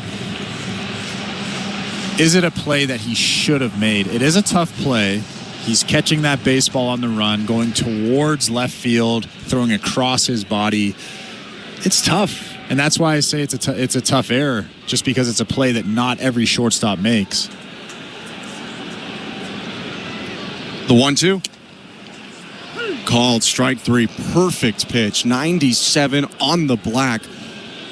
Bottom and outer corner of the zone. 2 down. Brian Baker's got good stuff. Really good stuff. He's got a really good changeup. And that fastball right there, if he can dot that thing, it's almost unhittable.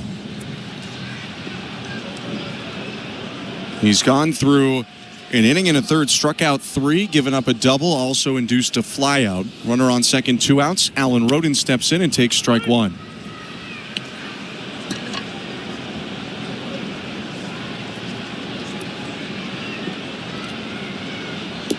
Springer leading off with Mateo playing in between George and the second base bag. A look at second by Baker, 1 more peek, and the 0-1. Swing and a miss. Tossed the changeup in there. Roden was looking fastball, 0-2. Yeah, that's what happens when you have a changeup that's more than 10 miles an hour slower than your fastball. That one right there, 87.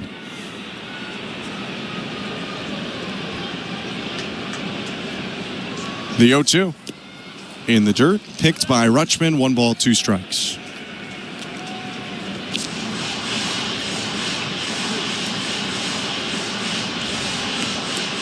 If Rodin can reach, new Blue Jays slugger Tyler Heineman is on deck.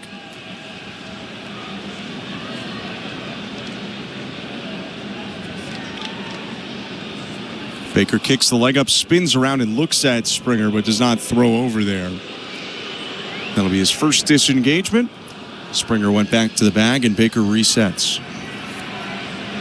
Heineman, Andres Jimenez, the two sluggers in this lineup. Would not have bet the first 3 home runs came from there. The 1-2, swing and a miss. Strike 3. Went back to the change, got Rodin leading forward, and Brian Baker strikes out 4 guys in an inning in 2/3. We go to the 9th inning. The Blue Jays up 3-1 on the Orioles, looking to split the series. They'll call on Jeff Hoffman when we return. Streaming at sportsnet.ca and the Sportsnet Radio Network, you're listening to Blue Jays Baseball, brought to you by your local family-owned Crown Rust Control Center. They are going to the Sweet 16. Hear every game of the men's and women's NCAA tournament on Sirius XM. Listen to Westwood One's coverage on your radios and on the Sirius XM app, so you don't miss an upset or a buzzer beater. 3 for the win. It's good. It's good. It's good. To find game channels, go to SiriusXM.com/sports or search March Madness to hear Westwood One's coverage on the Sirius XM app. They lead wire to wire. A thrilling finish. VSiN, the sports betting network.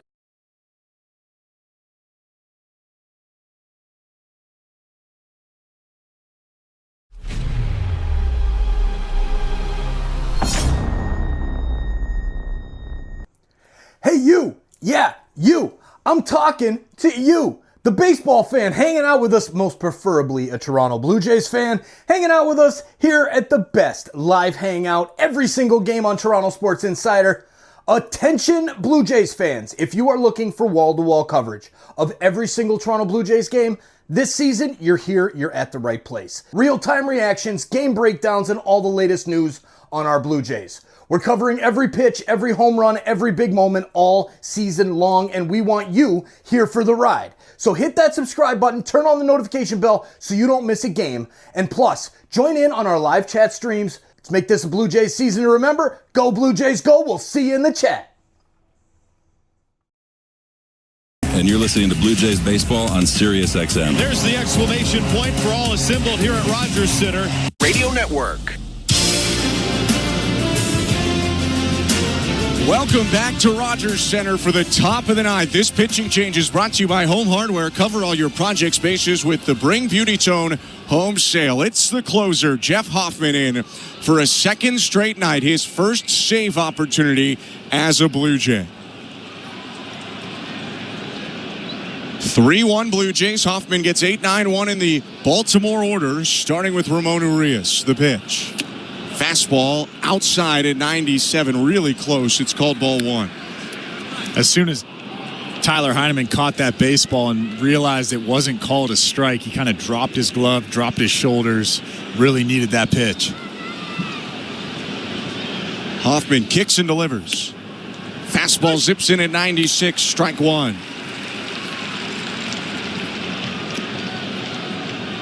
10 saves last year with Philadelphia, 12 in his career, 11 of them as a Philly, once as a Colorado Rocky. The 1-1. Swing and a soft grounder up the middle. Long run for Jimenez. Fields it on the shortstop side. Throw back to first in time. How about that? 1 down.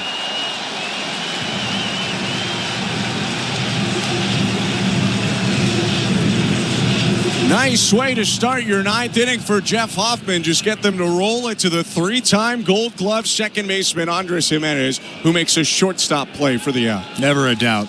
Never a doubt with Andres Jimenez at second base. What a play. And you said, Chris, getting the first out so big for a reliever, that easily could have been an infield single. But instead, there's one down, and a pinch hitter enters. Heston Kjerstad will bat in the place of Jorge Mateo. First pitch, up high, ball 1. By the way, the Blue Jays brought in Ernie Clement defensively at third base. Will Wagner is out of the game.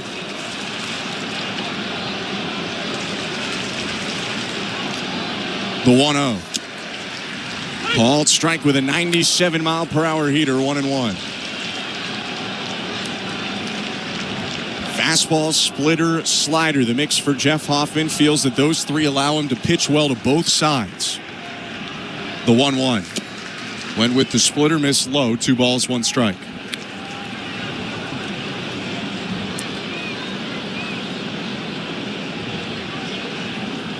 Drafted by Toronto over 10 years ago. Traded away in the Troy Tulowitzki deal.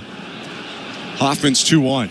Swing and a miss. Went right back to the splitter, and that was a better one to make it 2-2. That's really, really nasty. Again, it looks like a fastball and just drops off the table.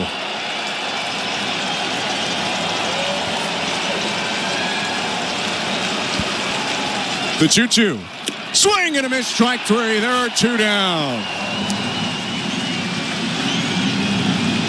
How about a third splitter in a row from Jeff Hoffman, who's 3 strikes away from his first save in a Blue Jay uniform? Well, I don't think Kjerstad was thinking he's throwing 3 in a row. He was way out in front of that split finger. When you have 98 in the tank, 3 splits in a row is pretty rare. Interesting pinch hit here. They just lifted a righty hitter in the Kjerstad spot to bring in the lefty swinger Kjerstad. Now they'll do the opposite.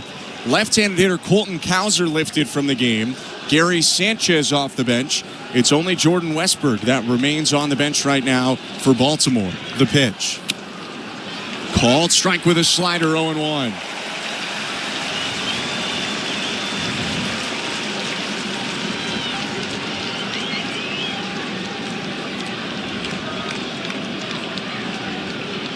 The 0-1 is hit down the right field line, slicing toward the corner. It's going to get out of play, foul. 0-2. Perhaps Cowser a little shaken up on the dive into first base his last time up, although he played defensively after that.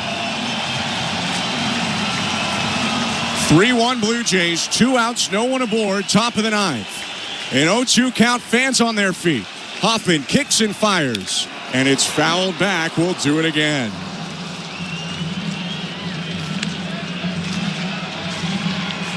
Nearly 22,000 braved the fog, the rain, and the cold to get here today. And they are all up for Jeff Hoffman, clapping as Sanchez settles into the box. And Gary Sanchez will ask for time.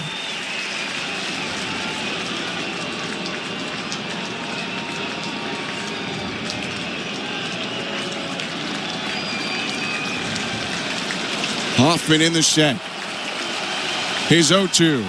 Up and in. Ball 1. Splitter appeared to slip out of the hand there.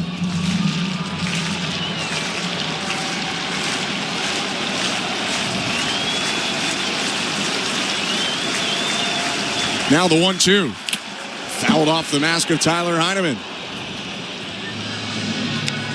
Gary Sanchez and the Orioles not going away without a fight.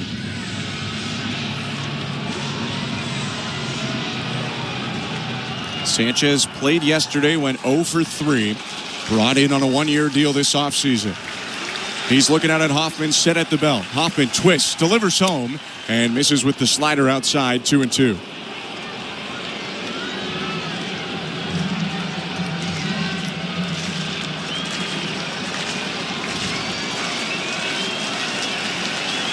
Hoffman set, ready to go. The 2-2 pitch.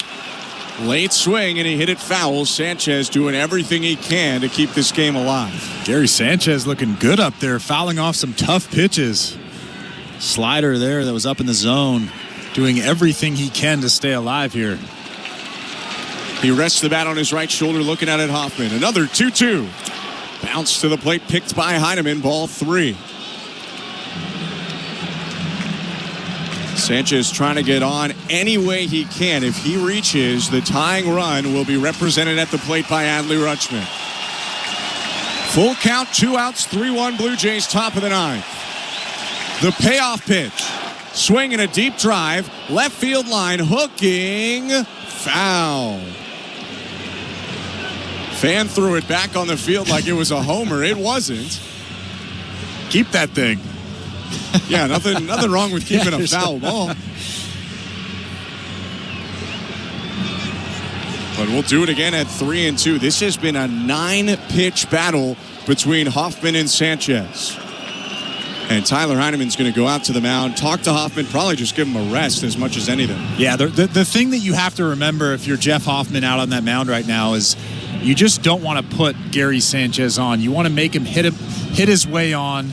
You're not afraid to throw something over the middle of the plate. You're up by 2. He can't hit a 2-run home run here. So you have to throw something in the strike zone. Let him get himself out. You do not want him on base with Adley Rutschman coming to the plate. Full count, 2 outs, top of the 9th. Heineman back in the crouch. Hoffman on the third base side of the rubber in the set at the belt. The 3-2. Swing and a miss, strike 3. Blue Jays win it 3-1 on Jeff Hoffman's first save in a Toronto uniform. Well, that was a much-needed win for the Toronto Blue Jays. Chris Bassett came out and threw an absolute gem. And the most important thing that I saw today was Yariel Rodriguez coming out of that bullpen and locking it down in the 8th inning. Blue Jays win 3-1 the final, split the series. We're going to take a quick break, come back, wrap it up, and get you over to a winning edition of Blue Jays Talk. Streaming at sportsnet.ca and the Sportsnet Radio Network, you're listening to Blue Jays Baseball, brought to you by your local family-owned Crown Rust Control Center. Spring is here. We are all happy to see winter in our rearview mirror. But did you know that spring is a red zone for rust? The combination of leftover winter road salt, increased precipitation, and warmer weather are a perfect recipe for corrosion. Protect your vehicle from rust today by visiting your local Crown Rust Protection Center or book your appointment today at crown.com. For a special spring rust protection offer, visit your local Crown Rust Protection Center. Sportsnet Plus is the streaming home of the Blue Jays. Oh, what a catch! Stream over 150 Blue Jays games all season long. You won't see this anywhere else. Including pre- and post-game coverage with Jamie and Joe on Blue Jays Central. One of the best in the game right here. Watch all the Blue Jays action wherever you are, at home or on the go. Don't you love baseball? Plans start from $24.99 a month. We are good to go. Subscribe at sportsnetplus.ca. For this life I cannot change. Hidden hills, deep off in the main. This is George Springer, and you're listening to Toronto Blue Jays Baseball on the Sportsnet Radio Network. Talent is just the beginning. Vladdy launches one. Strength alone is not enough. He's one of the best hitters in baseball. Skills are not given. They are honed, forged. Guerrero Jr. is ridiculously hot. Relentlessly refining. More than a hitter, a master of his craft. A silver slugger. On Monday, March 31st, the first 15,000 fans will get a Vladimir Guerrero Jr. Silver Slugger bobblehead. Find your seat at bluejays.com. Lights up, let's go. Here at Home Hardware's Bring Beauty Tone Home Reno Sale, everyone's saving on everything they need to tackle their reno project. Like bringing their living room into this century with 25% off Canadian-made Beauty Tone Pure Interior and Specialty Paint. Or tackling that bathroom reno with up to $200 off Max shower units. That's better. Earn and redeem Scene Plus points during the Bring Beauty Tone Home Reno Sale. On now at Home Hardware and Building Centers. This is Toronto Blue Jays baseball. Fastball hit to center field. Varsho with a dive, and he makes the catch. On Sportsnet 590 The Fan and the Sportsnet Radio Network. Welcome back to Rogers Center. The Blue Jays with a 3-1 win over the Baltimore Orioles, split the 4-game series to start the year. I'm Ben Schulman alongside Chris LaRue. Blue Jays Talk coming up in just a moment. You can already get your texts in at 590. Standard message and data rates may apply. Chris, you talked about it a little bit, but we got to start with the start of Chris Bassett. He went 6 innings, gave up 8 hits, but only 1 run, 2 walks, 7 strikeouts. What about Bassett today do you think allowed him to be so successful? Well, I think the biggest thing for him, and we talked about it before the ball game, is that sinker. When he can get the sinker inside and it's not running back over the plate and becoming a very hittable pitch for those left-handed hitters, those good lefties in this Orioles lineup, when he can get it inside, keep it inside, he has a lot of starts like this where he goes 6 innings, 1 run, 7 innings, 2 runs. That's the biggest pitch for him, because then when he gets that inside, he can start to use his other pitches on the outside part of the plate.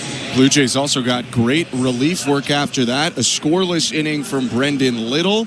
Then you had Yariel Rodriguez thrust into a setup role. He punched out 2, gave up 1 hit, but that was all. He pitched a scoreless 8th, and Jeff Hoffman closed down the 9th. But the Blue Jays, they didn't score a ton today. They got 2 off Tomoyuki Sugano, who unfortunately had to leave early after 4 innings with an apparent injury. They were looking for a little bit more space, and they got it in the 7th inning with today's play of the game. Harris kicks and fires, and Heineman crushes it deep to left field. Cowser going back. It's out of here. The second career Major League home run for Tyler Heineman, who comes screaming around second base and doubles the Blue Jay advantage 3-1 in the bottom of the 7th. And how about Tyler Heineman rounding the bases for his second career home run, almost like Joe Carter did in 1993. What a feeling for him. What a swing. A little hanging slider that he absolutely crushed. A huge home run for him personally, and a big run for this Toronto Blue Jays team. Blue Jays would win the game 3-1. The final. Toronto ended up with the Orioles 1 run on 9 hits, 1 error, 9 left. The Blue Jays 3 runs on 7 hits, no errors, 7 left on base. Chris Bassett ends up with the victory today after going 6 innings and allowing only 1 run. The loss goes to Tomoyuki Sugano in his Major League debut. Jeff Hoffman with his first save as a Blue Jay, striking out back-to-back hitters Heston Kjerstad and Gary Sanchez to save it for Toronto. This game took 2 hours and 42 minutes in front of a crowd of nearly 22,000, and Toronto and Baltimore both move to 2-2 with the Blue Jays win. Fun game, fun series overall, and we're just getting started in the 2025 season. The Blue Jays open up their second series of this season opening homestand tomorrow at 7:07, when we expect to see Bowden Francis make his season debut against Canadian Michael Soroka. Be with us then, 7:07 Eastern, and appreciate you tuning in today. From our technical directors, Austin Mackey and Tom Young, our producer, Nick Blackmore, our host, Joe Ali, and Chris LaRue, my partner, I'm Ben Schulman. Have a great rest of your Sunday. We'll see you tomorrow, and stick around. It's time for a winning edition of Blue Jays Talk with Joe Ali and Julia Croy. Nonetheless. Seriously, just a sigh of relief for sure. I gotta say, Show, the and I don't know if I've mentioned this before. I've certainly thought it before. Okay. The Jays Talk opening theme hits so much harder when they win. It's just like it's a really nice way to ring in a win, especially one to close out the first series of the year. So much happening in just the span of 4 days for this team. I think, Show, you categorized it pretty well. We saw peaks, we saw valleys, we saw a little bit of everything, and it kind of sets you up for what's to come in a season that figures to be entertaining no matter what happens. That's Julia Kreutz. I'm Show Ali. You're listening to Jays Talk live on the Sportsnet Radio Network. We're also streaming on sportsnet.ca and the Sportsnet app. You can give us a call, 416-870-0590, 1-888-666-0590, star 590 on your cell. You can text us as well, 590-590, name and location. The People's Text Line, always open for your texting pleasure. Standard messaging and data rates may apply, as it is opening weekend. And I had said this yesterday, but I wanted to do a giveaway, but giveaways are less fun when the Jays lose. So we do have a giveaway for you guys today. Now, if you were at the ballpark on Friday, or if you were just watching on TV, see on social media, the giveaway was a Bo Bichette layered City Connect jersey. So I think the best way to describe it essentially was a jersey, the City Connect jersey with Bo's name and number on the back, on top of like a thin, long sleeve red hoodie, essentially, which is what they mean by layered, but they're like sewn into one another. They're not like two pieces of clothing. But anyways, that's what it is.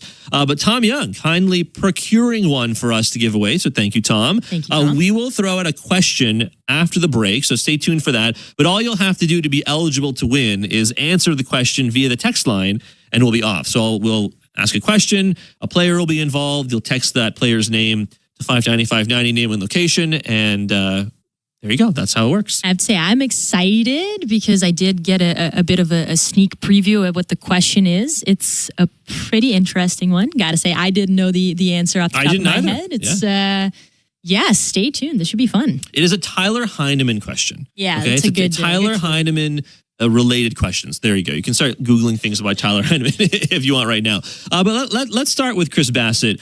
On Jay's Talk today, Jules. 6 innings from him, 1 run. It was earned, 2 walks, 7 strikeouts, 106 pitches, 69 strikes. I mean, it wasn't the cleanest outing for Bassitt, certainly, with the 8 hits in there. But, I mean, he walked that tightrope. It felt like Bassitt had one or multiple base runners in basically every inning via a lot of singles. But, I mean, he got some timely defense to end Orioles rallies. He got some timely flyouts as well. You had said in the pregame that we should monitor Bassitt for the walks as well, something that he struggled with last year. And just 2 walks. And now, again, he let up the 8 hits, so some things to clean up for sure. But, I mean, you and I were sitting here talking about it in baseball control, and he finished the 5th inning at 88 pitches, and we were both kind of like, all right, well, how many more batters, how many more pitches is he going to be allowed here? How much longer is he going? But he managed to get the rest of the Orioles order, including that walk to Urias, and, you know, the bullpen looking how it does, Jimmy Garcia pitching on back-to-back days, that's got to be a good thing for everyone. Bassitt all the way down. Yeah, I'd say that, the most important thing that Bassitt could have given the Blue Jays today was length, and he gave them so much more than that. Yes, granted, there was a wild pitch in there that scored a run. The 8 hits don't look amazing on the box score, but when you consider that only one of them was for extra bases against a team that comes out swinging and swings hard, you have to consider that a win as well, Show. And just basically, commanding all of his pitches. Obviously, against a lineup like this, you're always sort of in danger. You always need to be very careful how you are mixing those pitches. We saw that as well from Bassitt, maybe staying away from the curveball in a couple of situations there where you had some speedy base runners on after that wild pitch and things of the sort.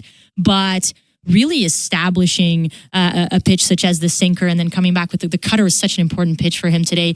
There is nothing quite like that slow curveball from Bassitt. I just love seeing that and just how enticing it is for hitters, and they just absolutely cannot catch up with it because it's just so different from anything that major league hitters are accustomed to seeing. But we know that especially today's Show, on the heels of Max Scherzer being placed on the 15-day IL, is still dealing with thumb inflammation there. We knew how important this was for the Blue Jays to get a start of 6 innings at least from Bassitt after Scherzer could only go 3 yesterday. The bullpen in kind of a precarious situation. Just so much going on around this pitching staff. What you need is a stabilizer. What you need is a guy who gets the ball and says, leave it to me. And I think you and I both, when he came back for the 6th and his pitch count is creeping up, and then he allows a base runner to come into first base, and we just looked at each other and we said, okay, this is it, right? It's 5 2/3, and that's it. They're going to pull him, and John Schneider and Pete Walker are just not even looking at each other, not even talking really, and just allowing Bassitt to do his thing. He finishes at 105, I want to say. Was that it? 106. 106 pitches. So really, obviously, he worked for this in spring training. He worked to be maybe a little bit more stretched out than in past springs, just because of how the schedule is lined up. And then you get some bad news on your rotation. This is exactly what the Blue Jays needed, and what a season debut it was for Chris Bassitt. He threw 8 pitches today: cutter, sweeper, curve, sinker, splitter, four-seamer, slider, and the change. And again, I mean, he threw the changeup twice. He threw the slider 3 times. He threw the four-seamer 4 times. But, I mean, he got 42 sinkers from Bassitt today of his 106 pitches. And, I mean, the sinker, it topped out at 93.5 miles an hour. The average velo on it was 91 miles an hour. The curveball, the minimum velo on the curveball, Jules, which you don't often look at, but the minimum velo on the curve was 69.1 miles an hour. That must be such, and we talk about this every Bassitt start, right? It's not a new thing, but it's just wild. It must be so hard for a batter to see a 91 mile an hour sinker, and then just 69 mile an hour curveball. Such a difference. I can't imagine how hard it is for you to register that in your brain, knowing what you're looking for. So well done by Bassett. To your point about how the pitches looked, I mean, the sinker looked great, moving all over the plate. I thought the splitter looked particularly good as well. So just very impressed by Bassett in his first start of the year. The bullpen generally also looked great. Maybe with Yariel Rodriguez getting in there, I don't know if I really expected it from Wyrod, but an inning of work from him, 1 hit, no runs, no walks, 2 strikeouts. And we knew from the pregame, which Schneider does not ever do on Sundays, but because Scherzer was placed on the IL and there were some moves made, he did end up speaking to the media in the dugout. And he said in that availability to Ben Schulman, when he asked him this question, that Wyrod and Easton Lucas were both available out of the bullpen. I admit, I'm sure like everyone else, I didn't think they actually use him. Like they could have easily gone to Nick Sandlin for the 8th, Jimmy Garcia having pitched 2 days in a row. And I mean, like the Lovelady Barnes debacle from yesterday kind of essentially forced them to use Jimmy Garcia, because if they had gotten like 20 more pitches from those 2 guys combined, Jimmy Garcia probably pitches in this game today, right? Sure. But because we got what we got yesterday, no Jimmy, so they bring out Wyrod. And I said to you here in Baseball Control as he was running in, like, he better look real good. Yep. Or people are going to be mad because he looked so on Thursday in the season opener when the team was getting blown out. And I'll tell you what, he did look good, right? The velo looked terrific, 98.2 miles an hour on the four-seamer, 97.8 miles an hour on the sinker. The command was great. He wasn't really nibbling.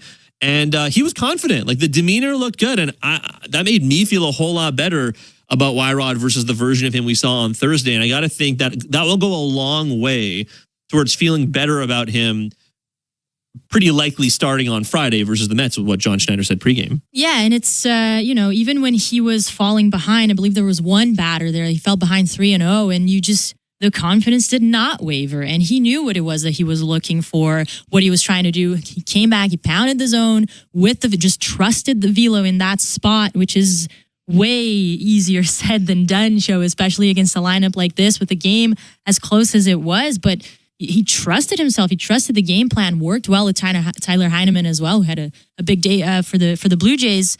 And I would be a lot more confident to give him a start, albeit it's probably going to be a short start, but way more confident to do so now after seeing this side of Wyrod, which we certainly saw some of last year as well. When he was pitching well, this is what he did. And when he wasn't pitching well, unfortunately, it was just a lot of walks and a lot of home runs, right? So you kind of still don't know the version of Yariel Rodriguez you're going to get. Today, we definitely got the best version of him. And remember, this is how he made his name in Japan. It was those situations. It was the high leverage spots as a setup guy, sort of the bridging to get to the closer. So just vintage Wyrod in a way, which is, kind of interesting to say. Obviously, this is his second season in North America, but this is how he found his success elsewhere in the past, and today we saw exactly why. But yeah, with Scherzer on the IL, we do expect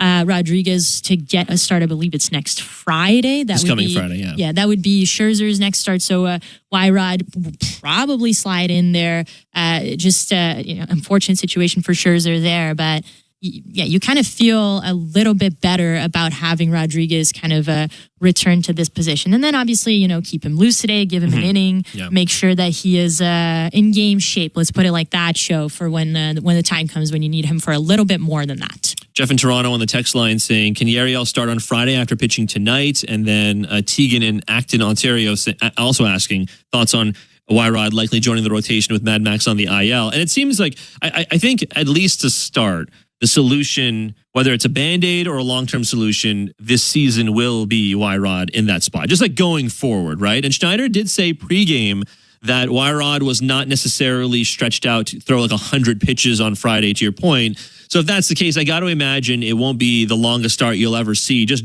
like, even if he's pitching really, really efficiently, really, really well, he's still only going to pitch I'm guessing like it's a 4-inning start, a 5-inning start.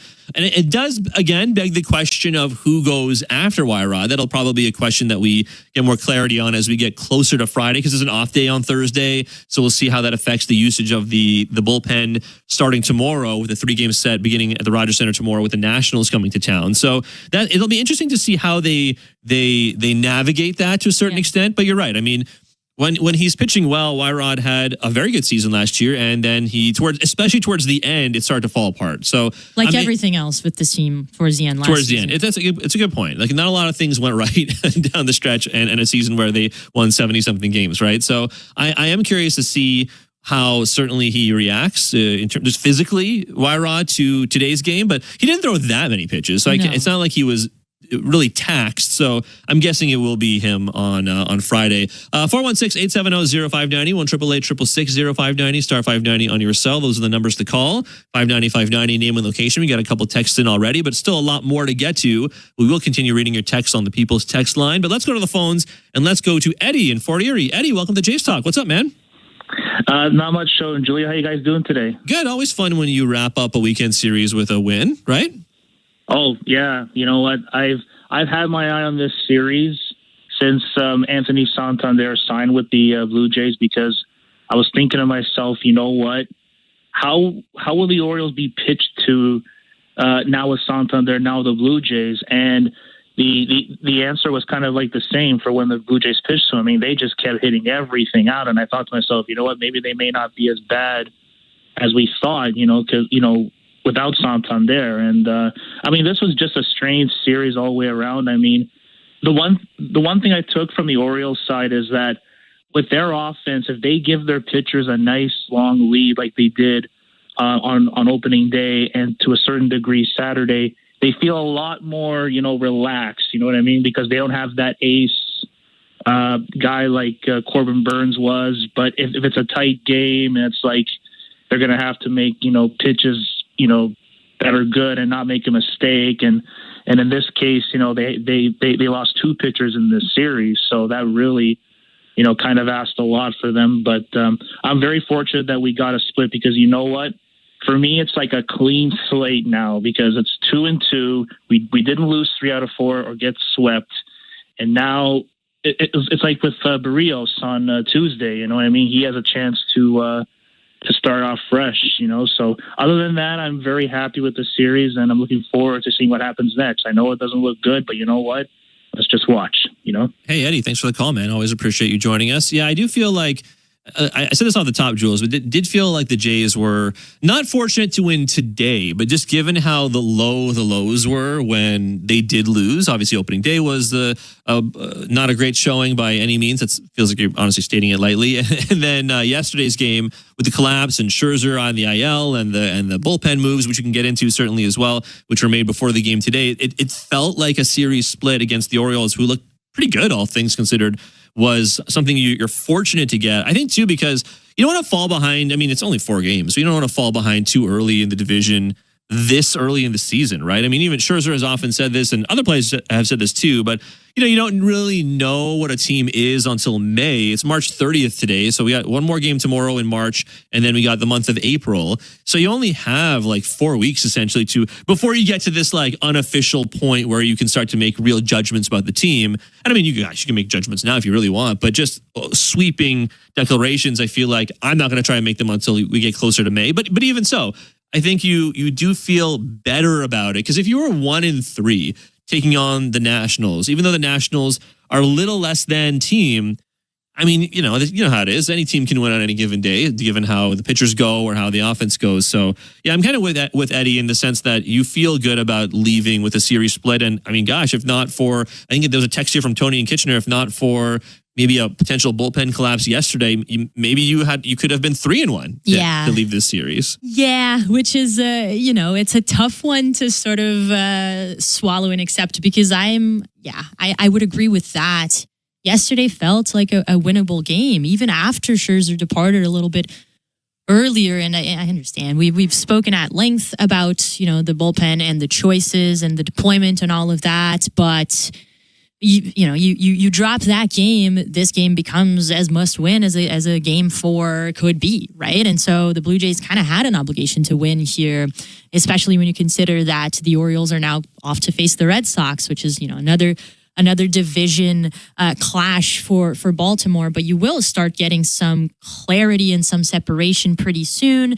The Yankees are the Yankees; they're doing what they're doing, and their schedule is a lot different than the Orioles and the Blue Jays to start the season. They're off to face the Diamondbacks next, and then they have the Pirates. I believe that will be their first road series of the year. And so, I wouldn't be surprised if we saw the Yankees build some separation early on. These things come and go, and I'm sure that this division will stay close pretty much all the way here. But for the Blue Jays, when you're talking about the first season of the year, starting the season at home for the first time in forever, and what types of advantage that can give you, this was a pretty crucial split for them at the final game of the series. And now with the Nationals coming in, I agree, Sho, that it is very, very early, but we are going to start, I guess, being able to define a little bit more of certain things. What is it that the offense can actually bring?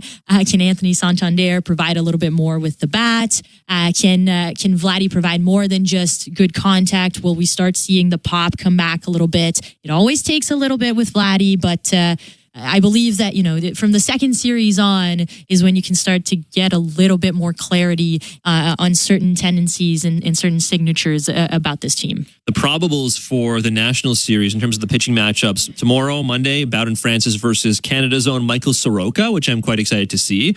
Tuesday is Jose Barrios versus Trevor Williams. And Wednesday, which is probably the premier pitching matchup of this series, is Kevin Gausman versus Mackenzie Gore. And if you haven't seen the highlights from what Mackenzie Gore did in his first start of the year, oh my good Lord, he carved that team. I think it was the Phillies. Right. He carved them up. So I think you want to go watch those highlights. But Kevin Gausman and Gore having the swing and miss in their game that they do, that should be a lot of fun. Maybe a pretty quick game, which I think Blair and Barker will be happy about on Wednesday. Let's go back to the text line, Jules. 590-590, name and location.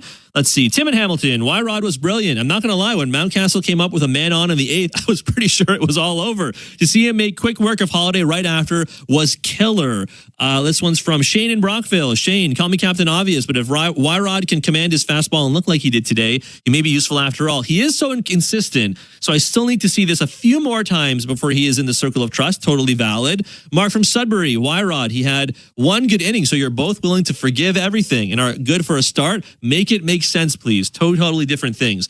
See, for me, it's not that I'm willing to forgive everything. So I don't think that's what I said. I think it's more that the Blue Jays have no choice but to start Yariel Rodriguez at this point. Like what? Yes. Rod could have come out here today and gotten absolutely shelled, and he was probably still going to pitch a good chunk of the game on Friday, whether it was as a starter or following Easton Lucas or vice versa, right? Like he was going to be involved in that Friday game no matter what, because there just aren't a lot of other choices right now. All I mean is, after what you saw from Y-Rod to end last year, which was not super positive, right? And then in his first appearance this year, which albeit was only for like a handful of pitches essentially, but he still gave up some runs on Thursday in a game that the Blue Jays got blown out in, and all the energy got like sucked right out of the building essentially. For him to come out today and look better, I just think was generally important. I don't think it necessarily means I think he's going to be a Cy Young contender. That's not what I'm saying. It's just, because you have no choice, I think you just want to feel good about Y-Rod's place right on the team, like right now going into Friday. And I feel better about it. I'm not saying he's going to be like the new ace of this team by any means. For sure. And don't get me wrong, I'm never ready to forgive. I can hold a grudge for years, let alone a couple of outings. But this is about the trust, about the confidence, about how much you can actually rely on a guy. And doing what he did today in a pressure spot, in pretty much, the most, some of the most pressure that Y-Rod has probably faced in his major league career, for him to deliver it's good news for the Blue Jays. You're right, Sho. It's probably going to be him no matter what on Friday. It was probably going to be him even if he, got credit with the loss today. It was probably going to be him just because this is where we are and these are the options that present themselves. The Blue Jays would rather have a guy like Rodriguez right now and let's say a Jake Bloss continue his development naturally at AAA. He has not pitched this year yet. So that's just where we are. Now, to go back to a point that you made earlier, Sho, about, it's Y-Rod and then what for that game on Friday. I believe that probably the score is going to dictate a lot of that, right? If you bring out some more trusted arms after he has done his day, which is probably going to be short as far as starts go. And if not, if it's a blowout on either side, then you can maybe think about bringing out an Easton Lucas and giving him a little bit more of a leash or things along those lines. I believe that what the Blue Jays do next after Y-Rod in that game is going to be pretty score dependent as well as, all the other factors that are involved in bullpen decisions. 416-870-0590, 1-888-666-0590, star 590 on your cell. Let's go back to the phones, Jules. Let's go to Mike in Cambridge. Mike, what's on your mind, man? Welcome to Jays Talk. Hey, good afternoon. Thanks very much, Joe. I want to, first off, just congratulate Julia on becoming, a full-time member of the team. I'm looking forward to Blue Jays at Talk Plus with you and Blake. So way to go. It's well-deserved. Much appreciated. That's very, very nice.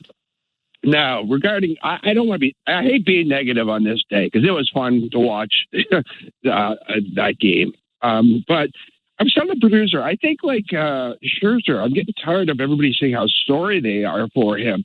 I kind of feel like maybe we've got a legal case. Like this guy had this injury all last year. He made 9 starts.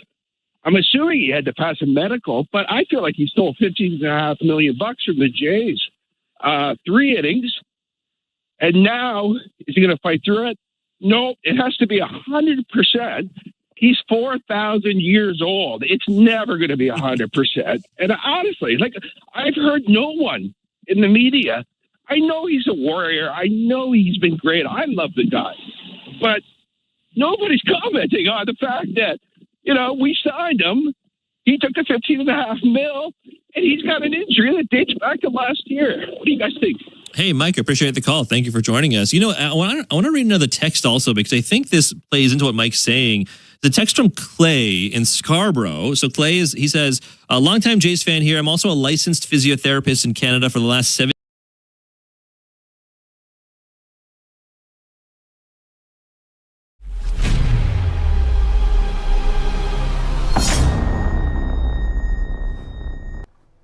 What's up, baseball fans, Blue Jays fans? What a day we have today. Mad Max Scherzer is on the mound for the first time as a Toronto Blue Jay. We're so glad you're here hanging out with us. Please take a second and smash that like button down below.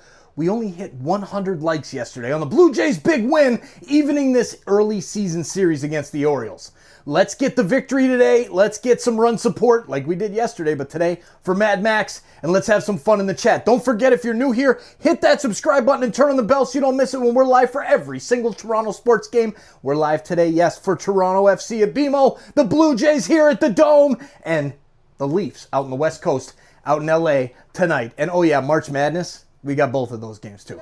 Speaking of, we'll see you back in there. Go, Blue Jays, go. Let's get the victory today, boys.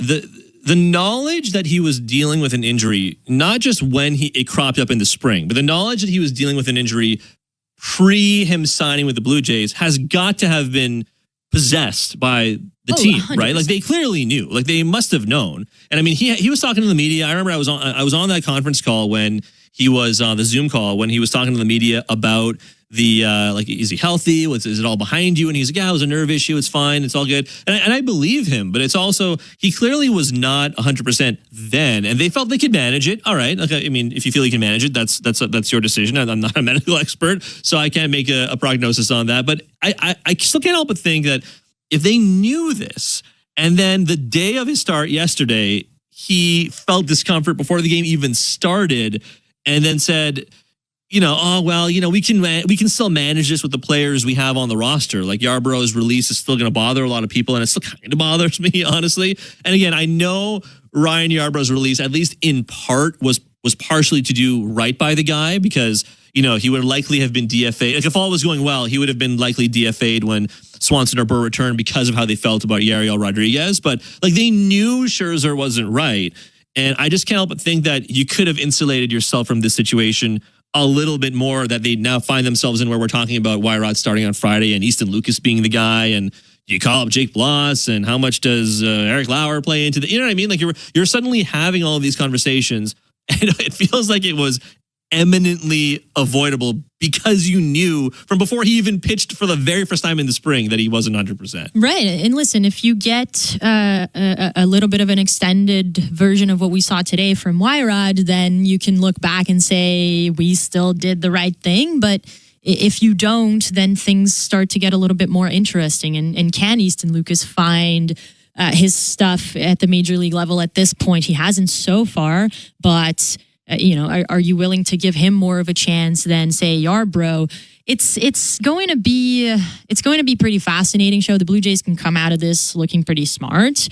They can come out of this looking not so smart. And this may be something that one of those moves that you don't expect to be talking about as much as we have, but there's a good reason why we are.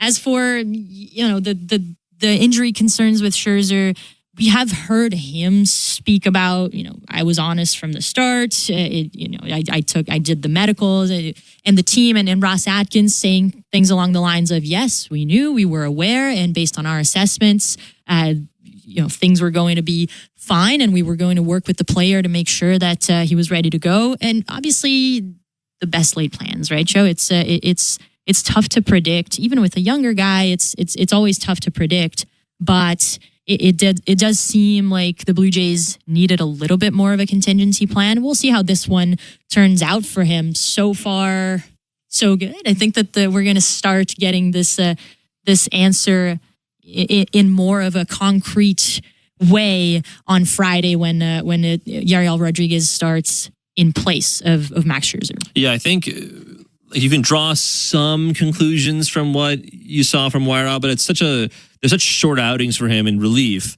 that I'm not sure for me, like if you are going to treat him as a starter, I'm not sure you can make and that's the point from, I believe it was Mark and Sudbury that Mark was making, right? So it's not an apples to apples comparison. So yeah, I think we'll be able to judge a little more, maybe a little bit more completely, let's say on Friday. Let's go back to the text line though, Jules, 590-590, name and location. Oliver in Beaver Lodge, Alberta.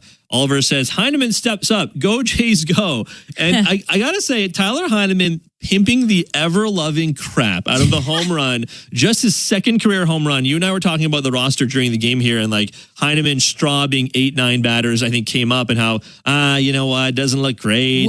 Yeah, you don't feel great about that for contact purposes or getting on base purposes or really anything. Yeah. And then, like what? 15 minutes later, Tyler Heineman absolutely annihilates that ball. Now, again, I'm not sure we're going to see a lot of that from Tyler Heineman. It was like a hanging slider that he just caught. But good for him. I mean, good for the guy, right? He was really jacked up. You could see him. He did the bat flip. He was rounding bases, like just screaming to himself. He was in the dugout with Davis Schneider. They were clearly we can see what was on the iPad, but they must have been admiring the home run. So I'm happy for the guy, but I don't think that changed anyone's opinions on him by any means, you or I or any of the listeners. But yeah. I am happy for him that he got a pretty big career highlight, considering that he's been playing since 2019 and this is only his second career home run. And listen, if on days when he's starting, if every now and again he catches a hanging slider like that, and if he's seeing the ball well enough to do something with it, then the Blue Jays are going to be pretty happy, right? It's not like he is this team's primary catcher, far from it. This is Alejandro Kirk's team. And whenever you can get some offense out of a guy like that, then that's pretty much all you can ask for, Show. And he should admire that homer. It was pretty impressive, 386 feet. I just saw on Twitter, he was talking, or on X, pardon me, he was talking to Hazel May after the game, and basically he said that he blacked out right after, which I believe, because that's got to be that's the adrenaline is probably going very, very high in that moment. It's definitely a career highlight reel for Tyler Hyman, that home run that pretty much ensured the Blue Jays win there. There's another text I wanted to get to. It was about, let's see, here it is, from Ken in Kincardine. Ken, appreciate it. I also mispronounced this earlier in the pregame show, so I appreciate you not being too mad. But Ken from Kincardine, he says, say what you will about the offseason, that Jimenez play in the ninth and Hoffman close. He is nasty. Yeah, I did want to talk a little bit about Jeff Hoffman before we take a quick break here, Jules. An inning of work, no hits, no walks, 2 strikeouts, 18 pitches, 12 of them strikes. So he gets the ball on the ground to start. Like Ken says, we see a gem of a play by Andres Jimenez. It was a roller out to the shortstop side of second base, and he crosses over to get that ball and just throws a seed to Vladdy for the first out. And then you get Hoffman gets 3 straight splitters to get, I believe it was Kjerstad for a K. And then Gary Sanchez, I'll give Sanchez some credit. He battled for a while there to end the game, including putting some solid contact on a ball that just went foul. But Hoffman gets Sanchez on the slider to end the game. He looked good. Like I think Hoffman, there was a concern yesterday about, are you going to see a lot of Hoffman saving games if the middle inning relief can't get you to a save situation? But we did get that today, and I feel good about this early on because we saw Hoffman yesterday as well for his debut in the regular season. I feel good about it very, very, very, very early. The smallest of sample sizes, literally 2 appearances in 2 games. But in a way, I haven't often felt when the Jays put out closers in the Vladdy Bo era. The closest we've come is Jordan Romano. And Jordan Romano, I love him. He's from Markham. He's Canadian, the Markham Maniac. And I wish him the best in Philly, 1,000%. But he also made it a bit of an adventure, right? Always it always felt like you had your heart in your throat a little bit when Romano went on the mound, which could be kind of exciting. Could also be the reason I have some more gray hairs, right? So I think Hoffman makes it a little more boring, which I think can only be viewed as a good thing. Yeah, and the stuff looked great. The velocity on the fastball was very much on point. Not a ton of pitches, 18 pitches, 6 of them were fastballs, maxed out at 97.4. Pretty impressive. The splitter, as advertised, generating a bunch of swing and miss there. Obviously this is a guy who is he has the potential to be such an elite closer show because he has 3 pitches that can really generate swings and misses, and we saw all 3 of them today. The slider coming in as well and playing a part for Hoffman in this save. And you do want to see it happen with a little bit more, frequency. He has never held the role of undisputed closer in his career before, but this is a fine way to start that opportunity. We kind of saw everything that the Blue Jays saw in Hoffman that made them go out and get him this offseason. So certainly a good first save show, and it should be the first of many here. Let's hear from John Schneider. John Schneider spoke about Jeff Hoffman and his terrific outing today. And again, I've been largely impressed by Hoffman. Again, small sample size. I totally get it. It's 4 games. So you want to wait. Larger sample sizes. That's just like how baseball is as a sport, right? But Hoffman impressed in a way that I don't think we see very often from Blue Jays closers in this era of Blue Jays baseball. So let's hear it. Here's the skipper talking about Hoffman's outing. Swing and miss stuff, doesn't hurt to have Jimenez behind you up the middle there for that play. But man, he's good. He's been good for a number of years, and it's nice to know that he's got 3 pitches to beat you with. So he's got a good demeanor about him. His stuff is really, really good, and love having him. That's John Schneider speaking to the media about Jeff Hoffman. So let's see. He used 7 splitters today, including those 3 straight to get Kjerstad. He used 6 4-seamers, 4 sliders, and he threw 1 sinker. But the 4-seamer topped out today at 97.4 miles an hour. Yesterday, when he threw one of the 4-seamers, I believe it topped out at just over 98. So he has the swing and miss and the velo. I mean, we often complain that part of the Blue Jays bullpen never really had the gas. And him and Jimmy Garcia, who obviously didn't pitch today, it certainly looks like they do. Yeah. Let's take a quick break here, Jules. And on the other side, we'll go back to the text line, 590-590, name and location. We'll go back to the phones as well, if you still care to give us a call, 416 416-870-0590, 1-888-666-0590, star 590 on your cell. And we'll throw out that question to give away the Bo Bichette Layered City Connect giveaway. So lots to come on the other side. You're listening to Jay's Talk. That's Julia. I'm Sho. We're back in a flash on the Sportsnet Radio Network. Of all the things that Timber Mart can lend a hand to build, community ranks among the most important. And with the Timber Mart Local Leaders Initiative, we strive to recognize those dedicated to making their hometowns a better place to live, work, and play. From now to June 25th, you can vote to select our grand prize winner. They'll receive a $10,000 grant to support their outstanding initiative as Timber Mart's Local Leader of the Year. To vote, visit local-leaders.com. Timber Mart, Canada's building center. 1-877 Cars for Kids. KARS Cars for Kids. 1-877 Cars for Kids. Donate your car today. Donate online at carsforkids.ca. That's cars with a K. Pickup is quick and easy. You'll benefit a child and get a maximum tax credit. 1-877 Cars for Kids. Donate your car today. Donate today, and your car can be gone tomorrow. Talent is just the beginning. He launches one. Strength alone is not enough. He's one of the best hitters in baseball. Skills are not given. They are honed, forged. Guerrero Jr. is ridiculously hot. Relentlessly refining. More than a hitter, a master of his craft. A silver slugger. On Monday, March 31st, the first 15,000 fans will get a Vladimir Guerrero Jr. Silver Slugger bobblehead. Find your seat at bluejays.com. Lights up. Let's go. Supporting Canadian businesses has never been more important. That's why Canada Post is committed to making it easier to ship Canadian with our best rates ever. Right now, your business will save up to 70% on expedited shipping and returns.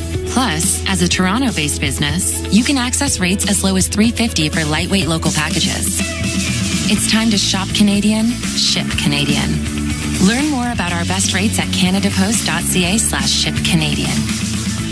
Let's see some talent. Tuesdays on City TV. The stage is set for incredible performances. I think you're friggin' amazing. The judges are looking for the next $1 million act. You devastated the stage. That will leave you speechless. You make me laugh. You leave me in awe. That was amazing. All new Canada's Got Talent. Tuesdays 8/7 Central on City TV. Or stream it on City TV Plus. Oh no, I can't be out of ink. Not now. Megatank. Why do I always do this to myself? What is that printer that comes with 30 times the ink? Megatank. Yes, it's a Canon Mega phone? Megatank. It's a Canon printer. It comes with like $2,000 worth of ink. Prints me over 7,700 color pages. Megatank. Mega what? Listen to the voice in your head and get a Canon Megatank printer so you don't have to think about ink for a long, long time. Canon Megatank printers available at Staples, Best Buy, and Walmart. This is Toronto Blue Jays baseball. Bichette powers the ball to left field. Going back, Peralta. It's out of here. On Sportsnet 590 The Fan and the Sportsnet Radio Network.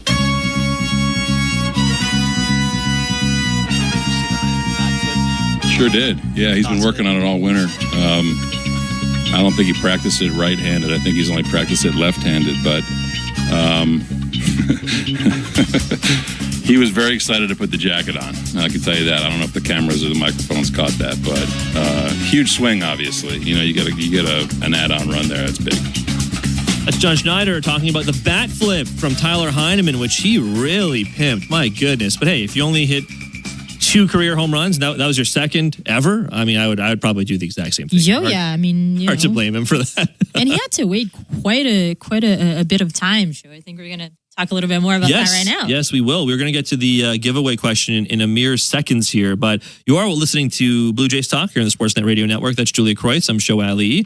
We're here for another 20 minutes or so. So still some time to give us a call. 416-870-0590, 1-888-666-0590, star 590 on your cell. You can text us as well, 590-590, name and location. Before we do that, Jay's Talk brought to you by Bet365. You can download the Bet365 app for today's baseball odds and find out why it's never ordinary at Bet365. 19 plus, play responsibly, Ontario only. Let's do a quick check-in on the American League East. So the Yankees, who have now scored 32 runs in their past 2 games, they demolished the Brewers again. Aaron Judge hitting another home run today. Jazz Chisholm Jr. hitting 2 home runs. They beat the Brewers 12-3 after winning 20-9 or 20-6 yesterday, whatever it was. But they have scored a lot of runs. They're 3-0 atop the division. The Tampa Bay Rays, they beat the Rockies 6-4 earlier today, again down in at Steinbrenner Field. Obviously, the Blue Jays and the Orioles are both 2-2. And the Red Sox, they opened their season against the Rangers, and they did lose today, 3-2. So the Red Sox, who are like the sexy pick to win the American League East, have started the season at the bottom of the division. They are 1-3, but again, it's